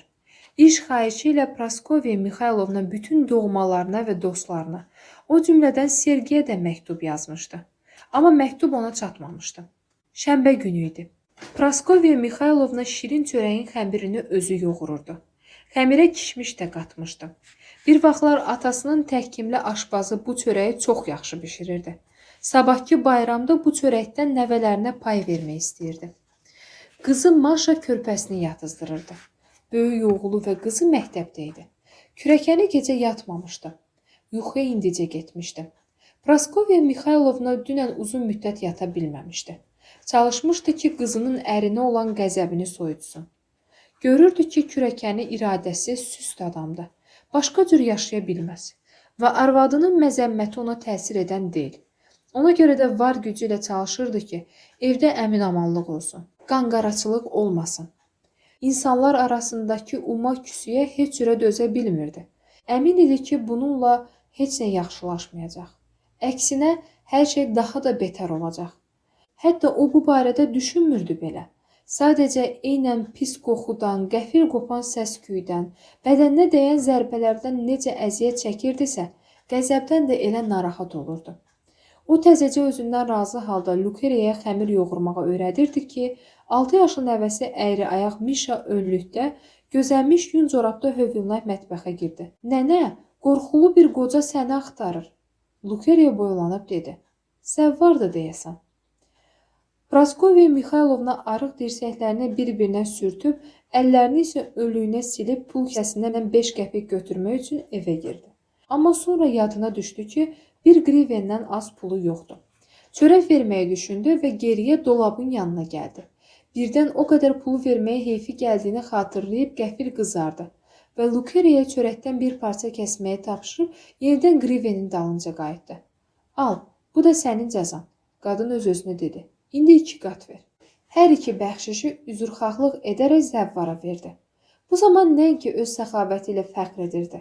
Əksinə bu qədər az verdiyinə görə utanırdı. Zəvvarın elə ürək yaxan görkəmi var idi ki, Məsihin adı ilə 300 kilometr yol getməsinə və üzülüb arıqlamasına, qaralmasına, saçlarını qırxmasına, kəndli papağı və çəkmələri geyinməsinə, təvazökarlıqla baş əyməsinə baxmayaraq, Serginin hələ də kifayət qədər cəlbedici və diqqət çəkən görünüşü vardı. Ancaq Praskovya Mixaylovna onu tanımadı. 30 il idi görmürdü. Necə tanısın? Çəkinməyin, atacan, bəlkə yemək istəyirsiniz? O pulu və çörəyi götürdü. Praskovya Mixaylovna təəccüb etdi ki, zəvvar getmir. Dayanıb onun üzünə baxır. Paşenka, sənin yanına gəlmişəm. Məni qəbul et. Yaraşıqlı qara gözlər ona diqqətlə və yalvarışla baxırdı. Göz yaşları ilə dolu idi. Ağarmış bığlarının altında isə dodaqları kədərli bir halda səyir idi. Praskovya Mixaylovna əllərini arıq, qurumuş sinəsinə bastı. Gözlərini zəvvarın üzünə zilləyib dayandı. Ola bilməz. Styopa, Sergi ata. Özüdür ki var. Sergi sakitcə cavab verdi. Ancaq daha nə Sergi, nə də Sergi ata. Böyük günahkar Stepan Kasatski. Məhv olmuş böyük bir günahkar. Məni qəbul et. Mənə kömək ol. Bu ola bilməz. Bunu necə dilinizə gətirirsiniz? Gəlin içəri görüm. Qadın əlini uzatdı. O isə tutmadı. Arxasınca getdi. Bəs onu hara aparsın? Ev balacadır axı. Əvvəllər qadına balaca bir otaq ayırmışdılar. Ambarsaya oxşuyurdu. Sonra onu da qızına verəsi oldu. İndi Maşa orada oturub körpəsini yerləyirdi. Praskovya Mixaylovna mətbəxdəki oturacağı göstərərək, oturun burada, bu saat dedi. Sergi dərhal oturdu və vərdiş etdiyi kimi çantasının bağlarını bircə-bircə çiyinlərindən çıxardı. Ya Rəbbim, gör ata nə günə qalıb. O boyda şan, şöhrət və birdən-birə belə Sergi cavab vermədi və çantasını yanına qoyub mülayimliklə gülümsədi. Maşa, heç bilirsən bu kimdir?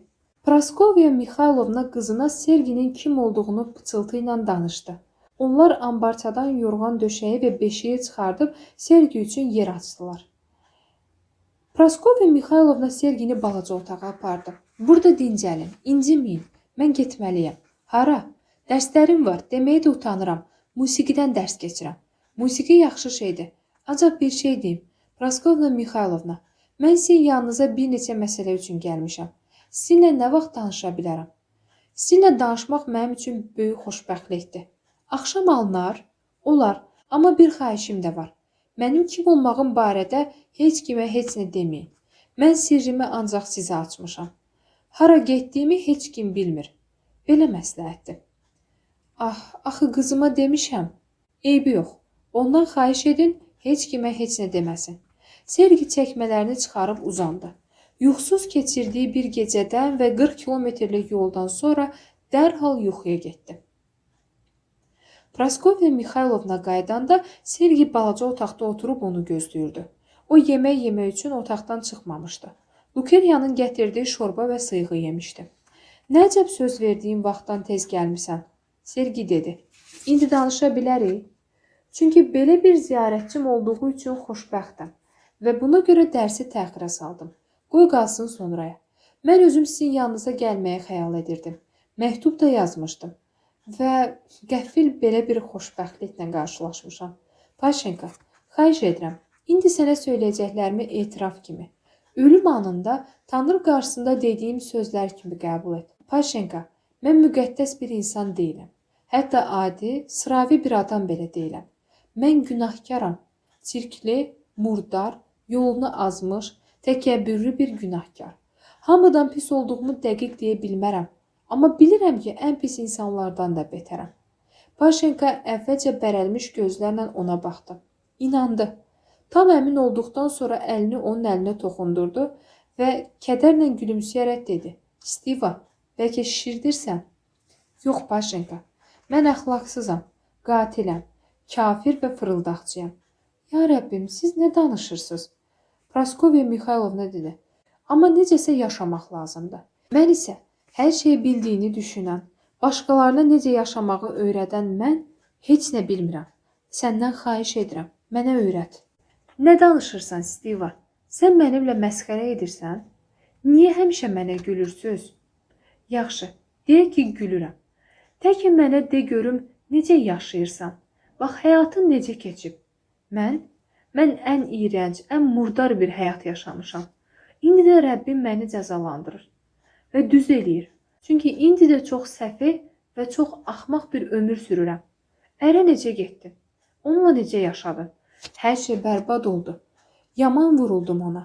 Atam onunla evlənməyimi istəmirdi. Heç nəyə məhəl qoymayıb evləndim. Evlənərək ərimə kömək etməyə əvəzinə başıma oyun açan qısqanclığımla onun gününü göy əskiyə bükdüm. Eşitdiyimə görə o içirmiş. Hə, amma mən onu heç cür yola gətirə bilmirdim. Durmadan danlayırdım. Axı bu xəstəlikdir. O özünü saxlaya bilmirdi. İndi yadıma düşür. İmkan vermirdim ona içməyə. Əməlli başlı qırğınlarımız olurdu. O xatırladıqca istirablı gözlərlə Kasatskiyə baxırdı. Kasatski indi ərinin Paşenkanı necə döydüyü barədə eşitdiklərini xatırladı. İndi onun arıqlayıb nazilmiş boynuna baxaraq qulaqların arxasından çıxmış damarları və bir çəngə seyrə, yarı çallaşmış, yarı qəhvəyi saçlarını gördü. Sanki bütün bunlar onun gözləri önündə baş vermişdi. Sonra iki uşaqla tək və lüt ürüyan qaldım. Axı mülkünüz olmalı idi. Onu Vasyanın vaxtında satmışdıq. Pulu da xərclədi. Yaşamaq lazım idi. Bütün gənc xanımlar kimi əlimdən heç nə gəlmirdi. Amma mən ümumiyyətlə pis yaşayırdım. Köməksiz idim. Beləcə yaşamağı uşaqlara öyrətdim. Biraz da özüm vərdiş etdim. Sonra Mitya 4-cü sinifdə oxuyanda xəstələndi və Rəbbim onu apardı. Maniçka kürəkənin Vanyaya aşiq oldu. O yaxşı oğlandı, amma bədbəxtdir, xəstədir. Ana, qızı onun sözünü kəsdi. Mişanı götür, mən bilmirəm neçə yerə parçalanıb. Praskovya Mixaylovna titrəyib ayağa qalxdı. Köhnəlmiş başmaqlarını geyib iti addımlarla qapıdan çıxdı və dərhal da qucağında 2 yaşlı uşaqla geri qayıtdı. Körpək geri qarılı balaca əlləri ilə onun örpəyindən tutmuşdu. Hə, harda qalmışdım? Hə, onun burada yaxşı iş yeri vardı. Rəhbəri də mehriban adam idi. Amma Vanya bacarmadı, istefa verdi. Xəstəlik nədir? Nevrasteniya, dəhşətli xəstəlikdir. Biraz məsləhətləşdi, köçmək lazım idi. Ancaq əlimizdə pul olmadı. Amma mən hələ də ümid edirəm ki, keçib gedəcək. Elə də dəhşətli ağrıları yoxdur, amma Lukerya, Vanyanın inci və zəif səsi eşidildi. Bunu da həmişə harasa göndərirlər, lazım olanda tapılmır. Ana, bu saat deyə Praskovya Mixaylovna yenə sözünə ara verdi. O hələ nahar etməyib, bizimlə nahar edə bilmir. Qadın getdi və orada nəsə düzüb qoşdu. Qaralmış arıq əllərini silərək geri qayıtdı. Bax belə yaşayıram. Hamımız giləllənirik, hamımız narazılıq edirik. Amma şükür Tanrıya, nəvələrimin hamısı gözəl və sağlamdır. Hələ yaşamaq olar. Məndən bu qədər. Bəs nə ilə dolanırsınız? Mən biraz qazanıram. Əvvəllər musiqi məni darıxdırırdı. İndi isə əlimdən tutur. O balaca əlini oturduğu dolabın üstünə qoymuşdu. Məşq edirmiş kimi arıq barmaqlarını tərpədirdi. Keçdiyin dərsə görə nə qədər pul verirlər? 1 rubl da verirlər, 50 qəpik də. 30 qəpik verən də olur. Sağ olsunlar. Hamısı mənə hörmət edir. Bəs aralarında uğur qazanan var, deyə Kasatski gözləri ilə azca gülümsüyüb soruşdu. Praskovya Mixaylovna sualın ciddiliyinə dərhal inanmadı. Onun gözlərinin içinə sual dolu bir baxışla baxdı. Var, bir gözəl qız var, qəssab qızı. Mehriban, yaxşı qızdır. Əgər mən ağıllı başlı bir qadın olsaydım, atamın əlaqələri sayəsində kürəkənimə bir iş düzüb qoşa bilərdim. Amma mən hər şey körradım. Hamı bu rəzil duruma düşdü. Belə, hə, Kasatski başını aşağı saldı. Yaxşı, Paşenka, bəs kilsəyə gedib gəlirsən? Soruşdu. Ah, soruşmayın. Elə pis boşlamışam ki, uşaqlarla oruç tuturam, kilsədə də oluram. Bəzənsə heç gedə bilmirəm aylarla. Uşaqları göndərirəm. Bəs niyə özün gedə bilmirsən? Düzünü deyim, o pörtüb qızardı. Qızımın nəvələrimin qarşısına düşüb cır-cındır içində getməyə xəcalət çəkirəm. Təzə paltarımsa yoxdur. Həm də tənbəllik edirəm. Bəs evdə dua edirsən? Edirəm. Amma elə dua olar. Dediyim sözlərin heç birinin mənasını dərk etmirəm. Bilirəm ki, belə olmaz. Amma neyniyim? Gerçək hisslər mənə yaxın düşmür. Yeganə bacardığım, elədiyim qəbahətlərin fərqində olmaqdır. Hə, belə. Kasatski sanki təsdiqləyirmiş kimi dedi. Bu saat deyə Praskovya Mixaylovna kürəkəninin çağırışına cavab verdi. Başındakı örpəyini düzəldib otaqdan çıxdı. Bu dəfə gec qayıtdı. Geri dönəndə Kasatski eyni vəziyyətdə oturmuşdu. Başını aşağı salıb dizlərinə dirsəklənmişdi. Ancaq çantası artıq kürəyində idi. O, qapaqsız tənəkə lampa ilə içəri girəndə Kasatski gözəl, yorğun gözlərini ona dikdi və dərindən köks ötürdü. Mən onlara sizin kim olduğunuzu demədim. O qorxa-qorxa başladı. Ancaq bircə onu dedim ki, alicənab zəvvarlardan biridir və mən onu tanıyıram. Gəlin yemək otağına gedək. Çay içək. Yox. Onda bura gətirim. Yox, heç nə lazım deyil. Tanrı səni hifz eləsin, Paşenka. Mən gedim. Mənə yazığın gəlirsə, məni gördüyünü heç kəsə demə. Sənə and verirəm Tanrıya. Heç kəsə demə. Sağ ol. Mən sənin ayaqlarına düşərdim. Amma bilirəm ki, bu səni utandıracaq. Çox sağ ol. Məsih xatirinə məni bağışla. Xeyir-dua verin, Sergey ata. Tanrı verəcək xeyir-duanı. Məsih xatirinə bağışla. Getmək istədi. Amma qadın buraxmadı. Onun üçün çörək, kökə və yağ gətirdi. O hamısını götürüb yola düşdü. Qaranlıq düşmüşdü. 2 ev o yana keçməmişdi ki, zəvvar qadının gözündən itdi. Və Kasatskinin getməsini yalnız baş keşişin itinin ona hürməsindən bildi. Demək, mənim yuxumun yozumu bu imiş. Mən tamamilə Paşenka kimi olmalıydım. Amma olmamışam. Mən Tanrı bəhanəsi ilə insanlar üçün yaşadım. O isə insanlar üçün yaşadığını zənn edərək Tanrı üçün ömür sürür. Hər bir xeyirxah iş əvəzində heç bir mükafat güdmədən verilən bir fincan su mənim insanlara göstərdiyim bütün xeyirxahlıqlardan daha qiymətlidir. Bəs mənim içimdə həqiqətən Tanrıya xidmət etmək istəyi var idimi? Deyə o öz-özündən soruşdu və cavabı belə oldu. Hə, amma bütün bunlar şöhrətin ucbatından kirləndi. Üstü örtüldü. Bəli, şöhrət xatirinə yaşayanlar üçün Tanrı yoxdur. Onu axtarıb tapmağa çalışacağam. O, Paşenkanın yanına necə gəlmişdisə, qaydanda da kənd-bəkənd gəzib zəvvar kişi və qadınlarla görüşür, İsa xatirinə onlardan çörək və qalmaq üçün yer istəyirdi. Hərdən bir onu qəddar bir ev sahibəsi danlayır, kefli kişilər söyür, amma çoxu onu yedizdirir, içizdirir, hətta yol üçün azuqə də verirdilər. Simasındakı ağayanalıq bəzi hallarda dadına yetirdi. Bəziləri isə əksinə sevinirdilər ki, bu cür imkanlı adam gör nə kökə düşüb. Amma mülayimliyi hər şey qələbə çalırdı. O tez-tez hansısa bir evdən İncil tapıb oxuyur, həmişə və hər yerdə də insanları diqqətə gətirir. Onları təəccübləndirirdi. Hətta eşitdiklərini bilsələr belə, onun qiraətində onlara yeni gəlirdi. O, insanlara məsləhət verərək, bildiyini bölüşərək, yaxud da dalaşanları barışdıraraq xidmət edirdi. Amma buna görə heç kimdən təşəkkür gözləmirdi. Çıxıb gedirdi. Yavaş-yavaş Tanrı onun içində təzahür etməyə başlayırdı. Bir dəfə o, 2 yaşlı qadın və bir əskərlə yol gedirdi. Bir bəy ilə xanım löhrəm ata qoşulmuş şarabana minmiş, bir kişi ilə bir qadın isə at üstündə yanlarından keçəndə onları saxladı. At belindəkilər xanımın qızı ilə əri idi. Şarabandakı xanım isə bir fransız səyyahla gedirdi.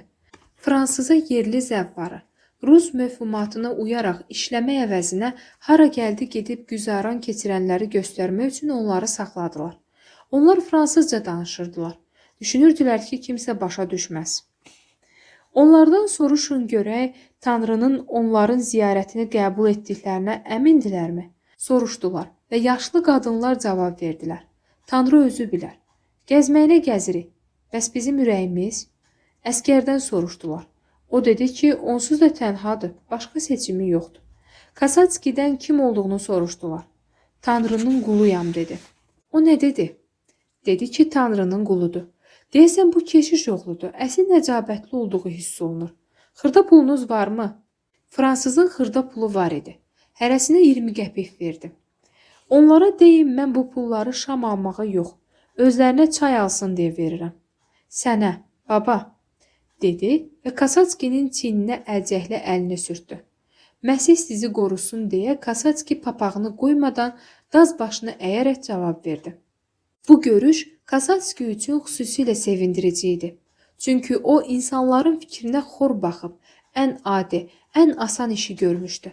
Təvazökarlıqla 20 qəpiyi alıb öz yoldaşına, kör kasıba vermişdi. İnsanların fikrinə nə qədər az əhəmiyyət versən, Tanrını bir o qədər güclü hiss edəcəksən. Kasatski 8 ay bu cür dolandı. 9-cu ayda onu Quberni şəhərində zəvvarlarla gecələdiyi sığınacaqda saxladılar.